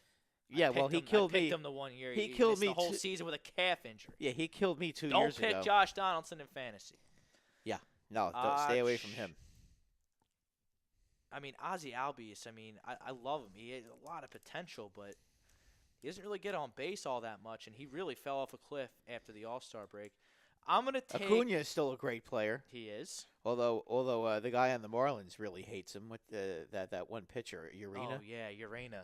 Yeah, but that's Well, going to be he's a a nuts scumbag move. Yeah, well, you know what? I can't wait to see when Atlanta plays them what's going to happen. I'm going to take the Brewers as my second wild card. Bullpen and offense, they'll bash their way to a wild card, just like the Phillies are going to bash their way to a division title. The Reds are going to bash their way to the Central title, and the Dodgers, they're just the best team out west. What about an MVP pick for the National League, Brad? It's no secret who I'm picking. I am going to pick Paul Goldschmidt. Paul Goldschmidt. That's a good pick. I mean, Paul He Goldschmidt. does it all in fantasy, too. Yeah, did he get it? He got extended, didn't Yes, he? he did. So yeah, I think he's going to be great in St. Louis. I really do. I mean, he's a guy who's just his talent's gonna translate. Yeah, he's gonna crush it in St. Louis. He does it all in fantasy too, folks. 20 steals. He's probably gonna have as a first baseman. Yeah, and You're he's in a over category- 300. If you're in a categories league, that's huge. And you might think, hey, it's first base. There's probably a lot of good There's first not basemen. a lot of good There's first not basemen. a lot of good first No, there's basemen, not. especially when it comes to It's fantasy. very, very shallow. They It's drop very, off very a cliff. shallow. Yeah, you have like 3 real good first basemen: Freddie Freeman, Goldschmidt, and who's the other one? I mean, Votto's good. Votto is pretty good. Jose Abreu's good. I mean, You- Votto's good. You're and going, Abreu you're going down a lot from Votto to I feel like we're Abreu, missing though. someone at the top. We are. Oh, the guy in the Cubs, Rizzo. Rizzo. Yeah. Yeah, but he's a cut below Freeman and Goldschmidt. Yeah, but the thing with with Rizzo is though, you could use him at second base too. You could last year. I have to check Yahoo. Yeah, and see yeah, if that yeah, but eligibility. I don't yeah, know if- That's yeah. a cheat code. Travis Shaw is another cheat code like that as well. Yeah. My National League MVP is going to be the 300. I know who it's going to be. The The $335 million man. Bryce Harper. Does that break any news? You didn't have to hit the sounder with that one. No. I think he's good for 50 home runs. I think he's going to hit for a way higher average than 249. You're not going to hit 249. Let me ask this you a year. question because I heard this And might I think be. Jim Jackson hit the nail right on the head. Had a little bit of an off year defensively down there in Washington. I think he bounces back defensively this year as well. He's got a smaller outfield to play too, which won't hurt. Let me ask you this with regard to Harper, and with regard to the Phillies. Yeah, How many games do you think they win this year? 94. Okay. Over under is only 86. I've seen 89 in places. It's right around 90, depending on where you look. I mean, look, the division's tough. It's by far. I think we can both agree that the National League East is by far the toughest division Is it better in than the National League. You think it's better than the Central? Central's pretty good too. Yes, because I'm not as high on the Cubs or the Cardinals as you. All right, but I think the Cubs and Cardinals are certainly better than the Mets, though. You see, the Mets can be a pest, though. If the Mets hit even a little bit, Which I think they and will, by the way. those- I think we'll the Mets see will what hit. Steven Matz does, but Wheeler, No, the big three. Syndergaard, The big three are and DeGrom are excellent. yeah, but and- Vargas and Matz are not good. Okay, but how many leads did that bullpen blow last Oh, year? a million, and now they Now got they have the best closer Yeah, they maybe went- in all of baseball. they went and they got Diaz, and they also re-signed Familia. Another fantasy sleeper that the folks can keep an eye on. Oh, Edwin Diaz No, he's not had a sleeper. 54. He's He had not a 54 sleeper. saves. Brandon Nimmo, outfielder for the Mets. Gets on base, has pop, steals bags. By the way, in case anybody hasn't noticed, Conforto has now learned the inside-out swing to left field. So if they keep Michael shifting him. Conforto is an excellent player. Oh, here's the question I want to ask you about Bryce Harper. Yes. Okay? Because I saw a lot of teams doing this with Judge That's in the stupid. exhibition That season. is That stupid four outfielder crap. I mean, teams are going to play him how teams are going to play him. Do you think they're going to do that with Harper too? Because they were doing that with Judge. They were putting four outfielders out there. It didn't matter because Judge was still hitting home runs. So He had a monster spring, Aaron Judge. he did. Yeah, I think he had 7 He's a home freak. runs. Yeah, he's ridiculous. He walks a lot. I mean, teams are going to shift on Harper. There's no doubt about it because he's a pull left-handed hitter. But he much also like- has great power to left field. That's what kind of sets him apart from a lot of these guys, from a lot of these other home runs. I mean, The shifts are going to be the shifts. It's going to be up to Bryce Harper to either slap it the other way or bunt or do whatever to keep him on or hit it over the fence. I don't know. I'm not worried about how just curious what you think. yeah. If you think you're going to start I'm not seeing really some of worried that. about it because you know what? If you want to pitch around Bryce Harper and give Rhys Hoskins and JT Realmuto a bunch of fastballs to hit, Philly are going to put up a lot of crooked numbers. Yeah, I guess the question is do you think who do you think the 3 hitter is going to be on the Phillies? Is it going to be Realmuto? No, I think it's going to be Bryce. It's going to be Bryce. You think so? You That- don't think he's going I to bat second? I think there are some rumblings going on. I think the last spring training game was I think it was yesterday or today. Yeah, And seems they like a they good had the number two. lineup, and it looked like that was going to be the opening day lineup. I think they're going to have So he's Harper not going to bat 3. second. No. Harper's going Okay. to bat 3. I mean, who knows what Gabe's going to do? He's a be a little goofy sometimes, but But I've seen that there's been not so much crazy lineups over the course no, of spring he says training. he's going to be more hands off this Yeah. year, and he's going to hold the players more Which accountable this year. I think which I'm all for. Yeah, it's definitely going to help. I think last year, trying to figure out what he could do with the talent that he had last year, Which wasn't much. Which by the wasn't way. much. I mean, you had Reese Hoskins, you had Playing out of position. Reese Hoskins out of position, you had a lot of question marks with last year's team. Now this year you have your set pieces. You have JT Realmuto. You have Reese Hoskins. You have Kutch. You have you could do whatever Kutchin's you could gonna do get- whatever you want with. he's gonna get you a could, ton you of have walks. Segura. So He's going to get a ton of walks So, 'cause that's what he does. He's gonna I hit think leadoff. with those pieces, I think it's going to be less of the wacky lineups. Now, maybe there'll be some strategy will be involved, but it won't be as what we saw over the course of last season. I think it's a perfect team to hit. Exactly. It's a Well, I think perfect Segura. team. I think Right. Segura. Guys like Segura, Franco, and who's the other one? Herrera.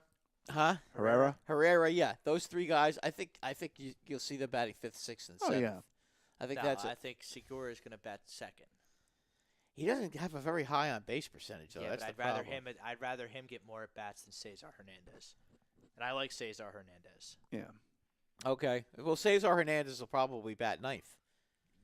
I think it's the perfect team. Yeah, to I have would the think pitcher that- bat eighth. Yeah, I mean, yeah, exactly, because that's what they do now in the National Because then League, you have right? you go McCutchen, Segura, Harper, Hoskins, Realmuto,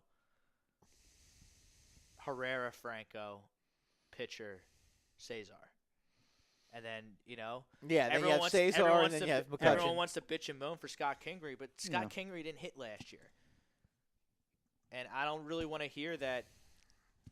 He was out of position. And I don't want to hear that. If Scott Kingery wants to earn his stripes and get a spot in this line, he's got to hit. Yep. Absolutely. And- What kind of a spring did he have?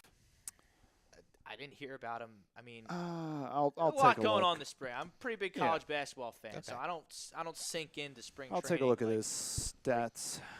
But See what Franco it did did. well, and Herrera was on fire. Yeah, no, I know Herrera's had a big spring. Herrera has been the one that I've noticed the most. Who's been And crushing the ball. If Cesar Hernandez really had a broken foot down the stretch last year, and that's why his production dropped off.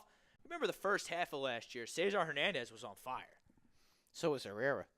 Right, but that's what Herrera does. He's 6 weeks on, 6 weeks off. That's just what he is. But Cesar Hernandez in the first half of last year, I mean, I filled out my All-Star ballot. My National League second baseman was Cesar Hernandez.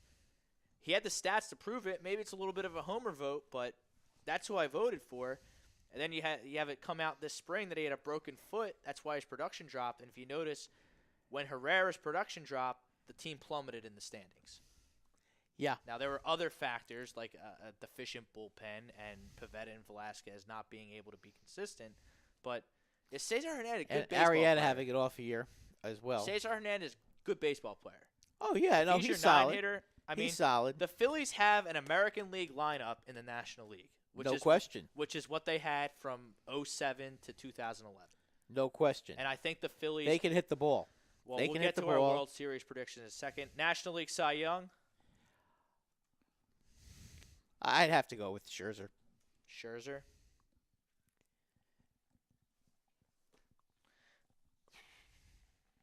I want to pick Noah, but Now, you know what? I'm going to change that to Bueller.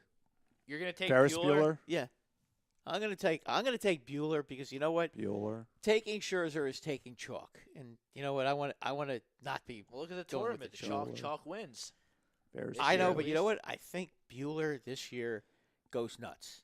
I love Walker Bueller. I mean, I think I feel like he a is fraud picking a Dodger to win the I think he National is a League Cy Young. big time. Well, don't forget they play in a very pitcher-friendly stadium. That's true. Well, you stole my pick, young Brad. Young, but I haven't been called young in about 30 years. Thanks, Rob. You're welcome.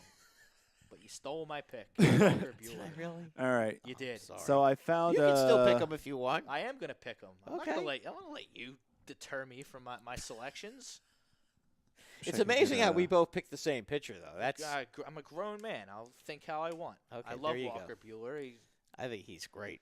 All right. tell you so, what. So I found Scott Kingry's stat line throughout the spring training if you want it. Yes, sure. All right. So he had in 53 at-bats, he had 14 hits for an average of 264 Not bad. and 2 home runs with 17 strikeouts.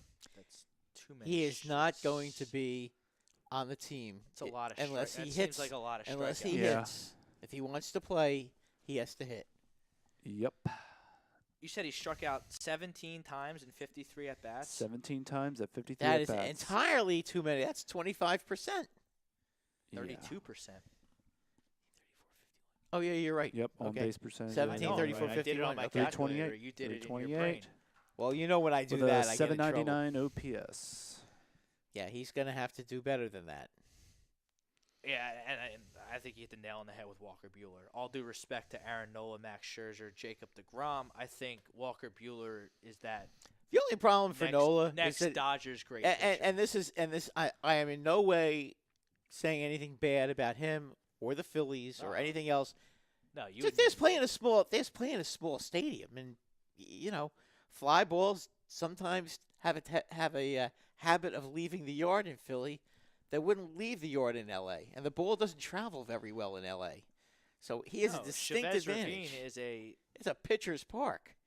we got some Sixers comments in the chat. We're gonna get through our American League predictions, and we're gonna get into the Sixers because Sixers fans they're a weird bunch, unless I'm weird. Oh boy. Because We'll get to this. It's good to be We'll weird. get to Yeah, this. yeah, yeah, We'll get yeah. to this in a minute, but let's do the the American fans are holding them accountable for the wrong loss. Ben Simmons didn't play tonight. League. Exactly. Sheesh. Okay. Now let's go to the. Now you're. Where do you want to start, Mr. American League? Okay. Let's start in the. Well, the West is just entirely too easy. So we'll Yeah, just leave it that Houston. we're both going to pick Houston. We're and the both rest. gonna pick. None of those other teams are. I don't think they have the best lineup in the American League, but I think one they to might, five. I One think to they five. might have They the best can 1 mash. through 5. 1 to 5 they can mash. I would disagree with that because I think I know a team that has a better 1 through 2 teams that have better 1 through 5s, but that's debatable. Okay, so where do you want to go? The AL Central? The AL Central is going to be all Cleveland all the time. They still have by far the best pitching. Okay, they may now struggle Francisco- offensively. Francisco Lindor, going to start the season on the DL. Jose Ramirez carted off the field yesterday in spring training after fouling a ball off his knee. That doesn't Oh, I phase didn't you know at all? that. I didn't hear that. He's fine, but no one really knows when he's going to play again. Like he didn't tear his ACL or it's nothing serious. Okay, then he'll play. He'll Uh, probably be playing opening day. A DL stint could be in his future. We don't know. Okay, haven't well, we'll seen any see. news. But I still See, I shouldn't have told him. over the I should have long told him, Frank, nah, with a fantasy over the draft long tomorrow. over the long. Yeah, but there's going to be a little X next to his name.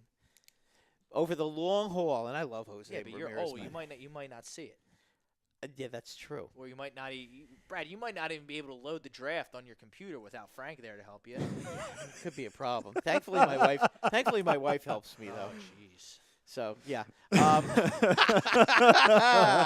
I'm sick of the Indians in the Central. I think the Indians are still going to win the Central I'm again. sick of them. I'm picking the Twins. Ooh, Yeah, they don't have the any pitching. Twinkies. They have no pitching. That'll be interesting. I'm not picking Jose Barrios to win the American League Cy Young, but I think he's going to have a damn good season, and I think he's a great dark horse. I don't like him at all. Maybe it's because every time I see him pitch against the Yankees, he just gets murdered. Yeah. So I'm a little- pitching against the Yankees. I'm a that's- little. that's easy. Yeah. No, I watch a lot of Yankee games. Obviously, I watch a lot of Red Sox games too. And Jose Barrios has been murdered by the Red Sox and murdered by the Yankees. So I have to tell you, I've not seen the best of Jose That Barrios. never happened. That never happens. No, I guess not. Guys get murdered by the But Yankees. but and Yeah. another Red Sox. another pitcher. Wow. Another pitcher. who's- Breaking news Well, there. here's another pitcher. Here's Here's another pitcher who stinks that will be pitching for Minnesota. One of my favorites, Pineda. the ex-Yankee Michael Boom Boom Pineda, a great fantasy pitcher, but a horrible real pitcher. All right, so you're picking the Yankees in the East. I'm picking the Yankees in the East.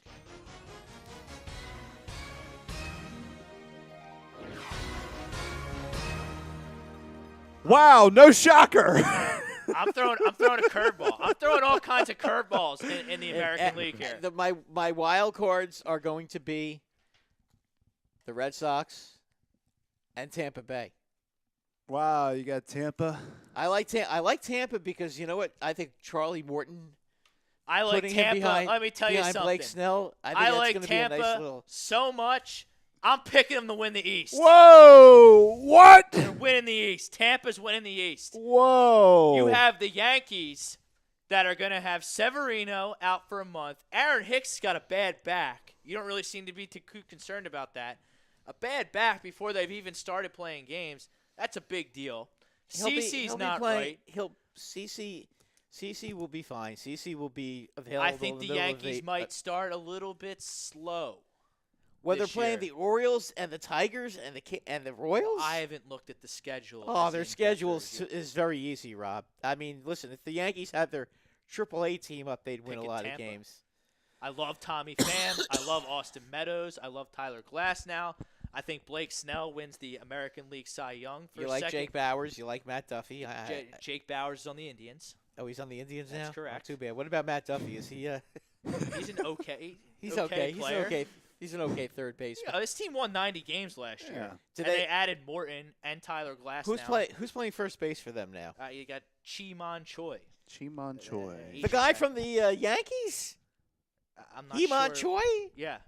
He's from the Yankees. He's on the he's either going to be the DH or the God, no, he's not good. Oh my God, Iman Choi. He's actually in the 15, big 20 leagues. homers. Logan Morrison hit 37, and he's not even. Is he even playing anymore? I don't know. I'm picking Tampa. Wow. Yeah, I don't think they hit enough. And who's gonna? Hey, if you're playing fantasy baseball and you need saves, Jose Alvarado, 23-year-old, got electric stuff. Is he their closer? He is their closer. Huh. You're gonna Wow. get 30 saves, and then part of the reason I'm picking a curveball here because I want to see the Yankees and the Red Sox in a one-game playoff. Oh, that would be A bloodbath. Ooh, that'd be nice. Paxton against Sale. Oh, Because you know man. know what this bullshit's gonna trigger? Yeah. A rule change. Oh yeah. Because the two big market teams are gonna get bested by Tampa in the regular season, and then everyone's gonna Boston, New York are gonna complain because the big market teams shouldn't have to be in a one-game playoff. No one-game playoff. It Yeah. needs to be a Let series. me tell you this. Correct, Frank. Let me tell you this. It needs to be a Okay. 7-game series, guys. you And it's think- gonna be the Yankees you Red think- Sox rule. If you think Tampa Bay I do. I is just going said to it. beat out the Yankees and the Red Sox, See that? See the paper. I see that you have them there, Astros, but, Twins. but Tampa. I'm Yeah. going to be very diplomatic. I just strongly beg to differ. But I mean, Tampa Bay, I could see Tampa Bay winning about 87, 88 games this year. I could see that, but Didn't they win 90 last year and they're improved? Are they though? Yes. I mean, they're. I'm looking at their odds right now, and they got a over They under of had- 84 They had a right big now. time. They had a big time closer last year, Romo. I mean, he was real good last They year. have him still. Is he still on the team? I thought he was a free agent and he left. They had Colome and they traded him. He's on the White. He went from the Rays to the Mariners, and now he's on the White Sox. Okay, but I don't think unless I don't know about it. I thought Romo. Here's their Romo lineup. got traded. Here's their lineup according to RotoChamp. You got Kevin Kiermaier leading off. Not a great hitter. Probably shouldn't be hitting leadoff, but he is a Gold Glove center fielder. Can't hit his way out of a paper bag. I just said that. It's an Okay. echo in the Real Talk studios. Okay. Tommy Pham batting second. Monster season for Tommy Pham. He's got a degenerative eye condition, like Yep. Jay Ajayi's knees. They got him out of St. Louis, and he tore the cover off the ball in that dome down there in Tampa. I think that's going to serve him well. He doesn't have a big shelf I think life. he- He's not a good long-term talent. I think But he'll he's a be good okay ball there. player. Yeah, I would agree with that. Okay. Okay, Joey Wendell is hitting third, which I don't know why he's hitting third. He's He only doesn't. projected to He be doesn't really scare me. 7 home run, but they're big on analytics. So their two best hitters are 2 and 4. You remember Avisel Garcia from the White Sox. Avisail Garcia is He a can very really hit the Oh, ball. he's on their team? He's hitting fourth. They picked him up? That's correct. That's a good move for them. That's correct. He's a I'm good telling hitter. you, they're going to win the East. He's a good Yankees are going hitter. to start slow. Nah. Too many injuries. All right, who's batting fifth? You got Ji-Man Choi slated to play first base. There's no great shakes there. Austin Meadows, very highly regarded prospect, came over from the Pirates in the Chris Archer trade, which Chris Archer stinks. That was such a good trade to get rid of him. Don't like Chris Archer at all. They get Mike Zunino I like Zunino. coming over from the Mariners. Love Mike Zunino. So You mean Mr. 190 and strikes out 200 times? I like. and hits I 18 like, home I'm runs? a fan of Zunino. Well, I like. not a look at his. I'm not a you fan. Look at his I'm not- defense. I wouldn't Yeah. suggest picking him on your fantasy Right. baseball team, but he is a Can't hit. really good He can't hit. defensive Can't catcher. hit, but he's He a great hits like defensive catcher. he hits like a pitcher. And then you have Brandon Lowe, who is a young guy who's looking to Never break heard of him. out. Starting Champs likes starting pitcher is starting pitching. We know who's at the top. You have Snell, Morton. Then you're going to be playing again. Then you have Yarborough, who's not that good. Tyler Glass now is another one of my sleepers. He stinks. Brett Honeywell, who has been a highly regarded prospect for many years. All right, so they're going to basically after the first three pitchers because they'll have Glasnow as their third pitcher. Yeah, but they're going to have They're gonna have committee. relievers. They're going to have relievers start games and use Yeah, I know. analytics to perfection, and they're going to navigate their way through But the you know what happened- minefield of Boston, New York, and but you know what win happened the to East. But you know what happened to that? You know what happened to that navigation in September? It got destroyed. They have more talent, and they address that with. Although they didn't make a $330 million splash like the Phillies did or some of these big market teams, they made sneaky, no, I like Morton under the radar I moves like Morton. like I Charlie like- Morton, and Garcia. I like both of obviously those. moves. Garcia, Austin Meadows coming over via trade, And I Tyler think- Glass now come over. I think Garcia. I love this team. If Garcia stays healthy and is a DH and they don't put him on the field that much, he'll be very good. He last year he just was constantly injured. And they also, it depends on if they want to. They have a great player development system. They have an excellent farm system. Always have. Yeah. They should be able, if they're in contention, they should be able to go out in July and get whoever they want at the deadline. It's just a matter if they're going to be, they can go rent Madison Bumgarner if they're willing to pay the Giants price. You know, the possibilities are I just you know what endless I don't for this I team don't at see the it. deadline with their good farm system. I don't see it. I see them coming in third though All right, Cy Young. in the American League. Correct. I'm going. You know, I'm gonna go with Kluber. I'm going to go with Blake Snell with the repeat. I think his stuff is just electric. I think he's just entering his prime. And I think the Rays are going to have a very successful season, as I just laid out. I think it's going to be Kluber because he's going to be Kluber, pitching so against. you're, He's going to be pitching against the poop of the poop in the American League Central. just say it. Shit of the shit. We're not Okay. FCC regulated. he Who gives a he is shit? he is going to be pitching the majority of his games against such powerhouse teams as the Kansas City Royals, the Yeah, Detroit they're not very good. the Detroit Tigers, They stink as well. You're very valid points, Brad. the the Not a bad Chicago White Sox, and I- and the Minnesota Twins, who can hit a little bit, but I mean, he's just going to have his way against these teams, especially the first three teams that I mentioned. All He's right, going to what get about to pitch against them 5 times each. are we in agreement that Aaron Judge is the MVP of the Aaron Judge is American going to be the MVP of the American League. 48, 117, 285 batting League? average. I love Aaron Judge. I'm a big Aaron Judge fan. As you know, I refuse to ever give somebody 50 home runs because I've made my feelings clear on Facebook about Bryce Harper's how gonna hit. difficult it is. Bryce to, Harper's going to hit. I'll put Green. He Month. might, but I won't. put- But I won't. I won't ever predict somebody to hit 50 home runs because it's very hard to do that. I outlined several Hall of Fame sluggers who only did it maybe once or twice in their entire careers. Yeah, it's hard. Yeah, it's a tough number. A lot of guys get 40, but 50 is very, very difficult. Who you got in the World Series? The Yankees. Wow, really? So you have the Yankees over who? I think it's going to be the Yankees, and you know what? What the hell? Let's have the Yankees and the Phillies. So you have a rematch of 09. Yep, I think it's going to be a rematch of 09. A lot of people And I think are going the with venom. the rematch. I think the venom of all of Philadelphia is going to be back on me this fall, because you know what? The Venom's never going to leave. Yeah. But I have to be honest with you. You get a lot of hate on Facebook. Yeah, but you know what though? I have to tell you, the last 2 months, everybody's been a lot kinder and gentler. Because you're Giants, or they feel bad for you because you're Giants. Yeah, no, I Even understand though- that. But there's been Is it weird that A I lot think of- that the Giants are getting smarter as I don't you know? know. As I I'm- sit on that Odell trade and really think about it, it looks better. I And thought better it was for a the pretty. Giants I thought every it was day. a pretty good trade, but you know what? It's just I'm so disgusted with the fact that they had to that Odell was such an ass that they had to trade that they had to trade him, and I don't blame the Giants for trading him. He's an ass. They and- kind of did get overwhelmed for Beckham, though.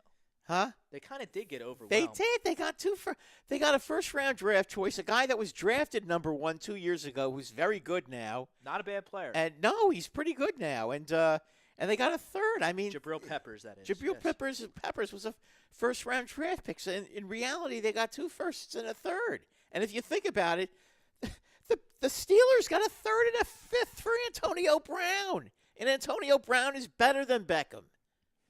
So I Yeah. mean, he is. He's got better. I mean, he's a better lifetime player. All right, so everyone's my World Series pick. Everyone's going rematch of 09. That seems to be the hot. That is my prediction, because I think somehow Philadelphia is going to find a way to either Real Muto is going to get inside the head of Nick Pivetta, and he's going to get inside the They're head. going to make a trade for either a bullpen guy or a starter or both at the Right. deadline. And, Robbie Ray, who we talked about, Madison Bumgarner, they're going to get traded. And you're going to see some heavy duty games between the Yankees and the Phillies, and you're going to see a World Series with a whole shitload of home runs. Because both I teams, agree with you, but I both think teams will beat up the back end of the back ends of those rotations. I want to pick a rematch of 08 so bad, but I don't think I have the Phillies and Tampa? I don't have the balls to do it. So I'm going to pick the Phillies over the Astros. Ooh. I don't like the Astros because they only have 2 pitchers, and I don't like their bullpen. But 1 through 5. Man. But I don't 1 want to through 5 is I don't want to incredible. pick the Yankees or the Red Sox. Okay, nobody says you have to pick the Yeah, Yankees I or don't the Red want to. Sox. And the Astros are the next logical team because I'm not picking the Twins or Tampa, even though I want to pick Tampa because I think they have a Well, the really good Astros, team. if Go you to the look World at Series. it, Verlander and Yes, but they are another team that has I wouldn't say a great farm system, but an above average farm system that they can. there's 2 pitchers. They have 2 pitchers that are They have Forrest that are coming Whiteley, up. who's that are coming MLB up. ready, and they have this guy Josh James, who they really like coming Yeah, in the spring training. I he know got that. injured though, so we got to see what happens with him. They're also but Colin McHugh right now is going to be the 3rd pitcher, and I mean, That's fine. I wouldn't put it past them to bring back Keuchel either. no, they could do that for 1 year. I think Keuchel at some point is going to take a 1-year deal, and And why not just go back play. to a place you're familiar with, and you could win. They're going to win. The They A's are are gonna not. win. The A's are not going to repeat last year. The Angels have Trout, nothing more. The Mariners. Well, now wait a minute. The Mariners Angels do stink. have one other guy that's very good. You're forgetting Mr. Otani. Yeah, but he can't play until Yeah. May, and he can only hit. He can't pitch. Yeah, but he can really hit though. I think that they gave him all that money coming out of Japan because of his nasty, filthy stuff on the mound. as opposed to I his- understand that. He also I he also gotcha. literally made the biggest steal since the train robbery, getting the Rookie of the Year over Andahar. But that's neither here nor there at this point. I mean, what's 27 home runs and 90 RBIs and a 297 batting average, playing a whole season. I mean, I guess that doesn't mean much to people. But All right, can we get to pitching 10 games is more important. Can we get to the say we have about 5 minutes left here. We All right, we might go a little overtime here tonight Let's get to hoops because that's because what we really need to talk about. And the 76ers tonight had another stinker, but Ben Simmons, Simmons didn't play. play. See, So I don't understand See, because to me, the Philadelphia fan base, they've lost their teeth. Yeah. They've lost their edge since the Eagles won the Super Bowl. Now, getting scorned by Harper and having Trout re-sign with the Angels, that would have gone a long way in helping the Philadelphia fan base get their teeth back, get their nastiness back, get their edge back. But I don't understand when I go on Facebook and voice my displeasure and hold the team accountable for a poorly executed basketball game, especially in the fourth quarter, against a stinky Atlanta Hawks team. And please don't tell me, oh, but Rob, the Hawks really aren't that bad. They're up and The coming. Hawks lost 3 times to the Knicks, by the way. There Just you thought go. I'd mention it. And I get it. They have some nice young players, and Trae Young's probably going to be the Rookie of the Year. But They lost 3 times to the for Knicks. them guys. to execute that poorly on Saturday night when they're supposed to be rounding into form for the playoffs and be able to beat Toronto and Boston in a 4 out of 7 games, and for them to execute like that down the stretch on Saturday night versus Atlanta, 1,000% unacceptable. It should not have happened. They should have won that basketball game. And now people are mad at the Magic game because they lost by 20 points. They're on the road without their point guard. So that we could put that as a check mark for John Moran. You can't win without a point guard. TJ McConnell started for the Sixers at point guard tonight. Look what and they happened. got smoked. They got smoked by the And for Magic. those of you who want to kill Ben all the time, and he always seems to be the popular whipping boy around here, how did they do tonight he's without him? He's been more aggressive of late, which I like.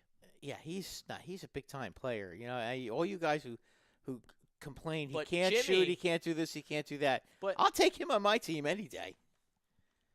Of course, then again, there's a lot of guys I would take on my team right now.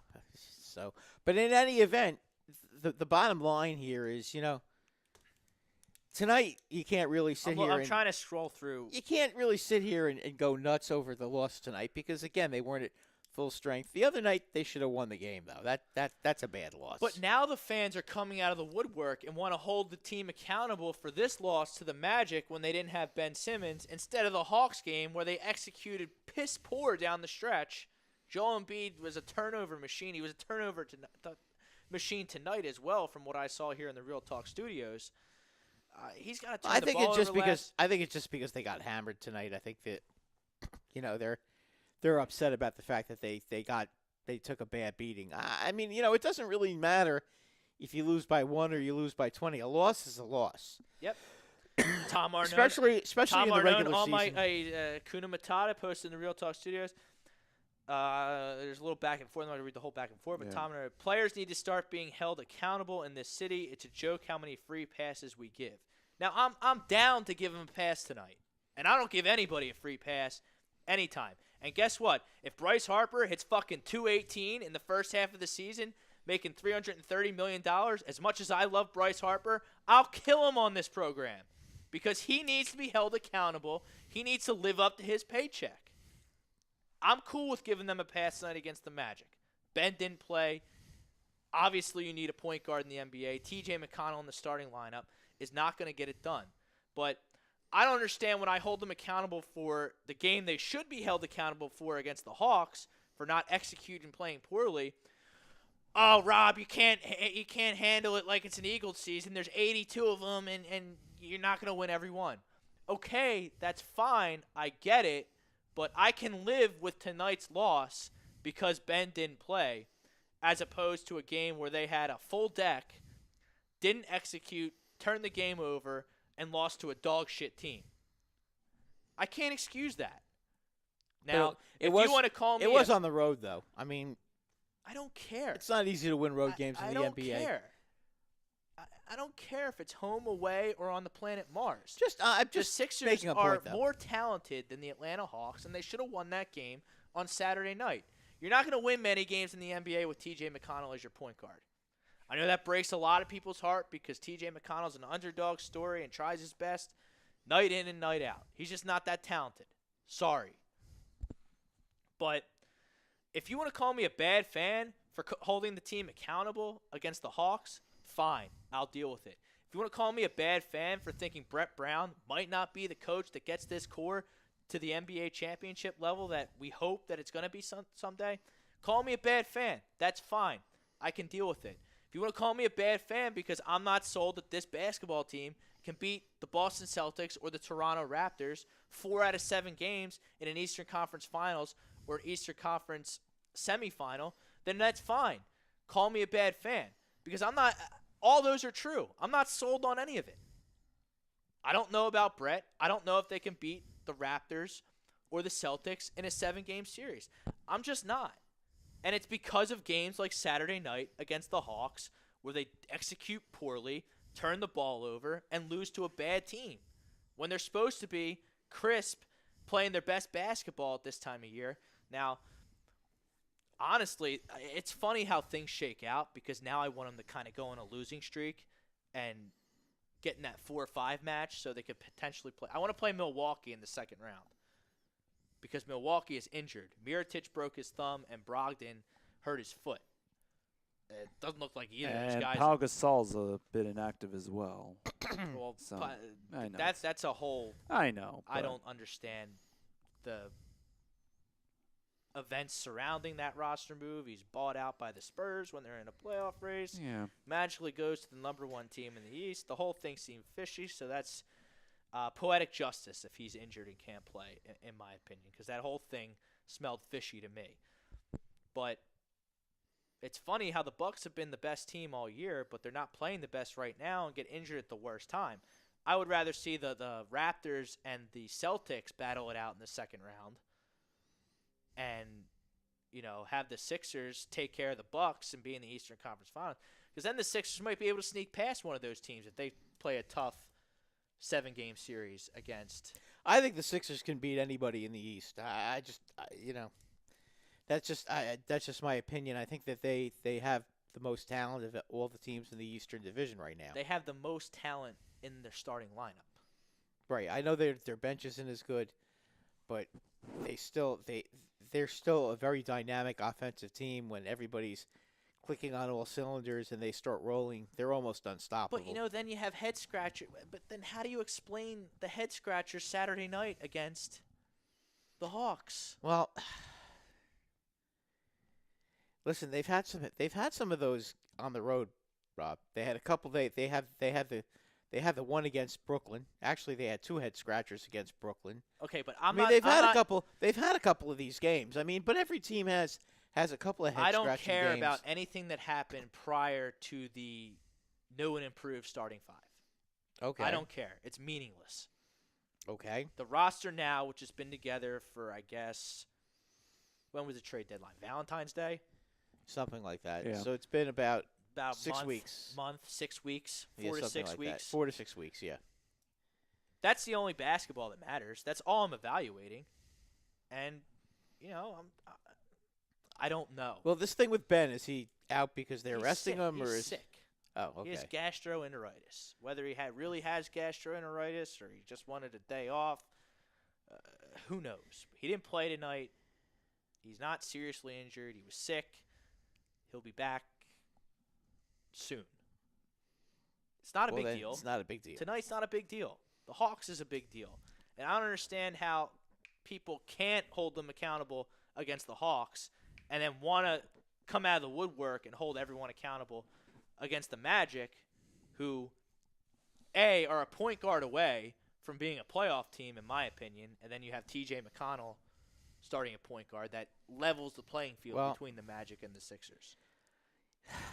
I think at this point, Just hold the team accountable when they're supposed to be held accountable. I would don't agree. Hold them accountable against this game for this game tonight.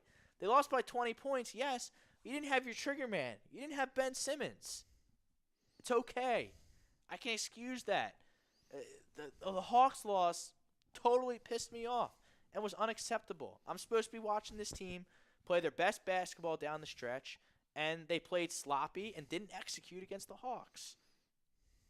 I'm not going to ho-hum. It's an 82-game season. Give them a pass on this one. I guess my question, I just want to check, because the Hawks have been playing pretty well lately, right? They have an interesting young core, and they're probably going to have a top 5 pick in the upcoming draft. They're a good. They're a good team. One day they'll be a good team. They're not a good team now, and they certainly shouldn't be beating the Sixers with 10 or so games to go in the season when there was still an outside chance before tonight that the Sixers could have jumped up and grabbed that 2 seed. Yeah, the Hawks are 26-48. And they lost 3 times to the Knicks. And they're 4-6 in their last 10. I mean, that's a bad loss. The Magic have been playing very well. The Magic are 6-4 in their last 10. The Magic they're a point guard away from being a playoff team. They're actually 36-38 now. I mean, they're not bad. All right. Well, we got to wrap things up. That'll do it for this edition of the Sports Hounds. Brad will be off next Monday. Oh no! I will be at Yankee Stadium watching the Yankees crush Where are your seats? the Detroit Tigers, the same place that they've been for the last I don't 2 years. I don't remember. Section 131, row 24. Okay, where is that? First baseline? Third, base? shallow left field. Now, do you bring your glove to the game like a phony baloney? Like a little kid? No. No? No. Grab with your bare mitts, right? If a ball comes, I will catch it with my right hand. Get out of the way and let it hit Bob, probably. Chicken out. Oh, no. I protect Bob. That's No, probably- Bob is a big sissy. He hides under the seats. I bet. Oh. All right, Well, there I'm, be I'm the manly man of the two. And, boy, if he's listening, he's going to kick my butt. Well, there'll be next some week. April Fool's pranks next week. It is April Fool's Day. a big pranker. No big pranks. No big pranks. No blasphemous news. Yeah, we'll be. No, we can't do that. Why, are because you going to put everyone CNN on? Oh. Oops. Ooh. Did I say that? Greg will sit in for Brad next week. That'll do it for tonight. See you next week.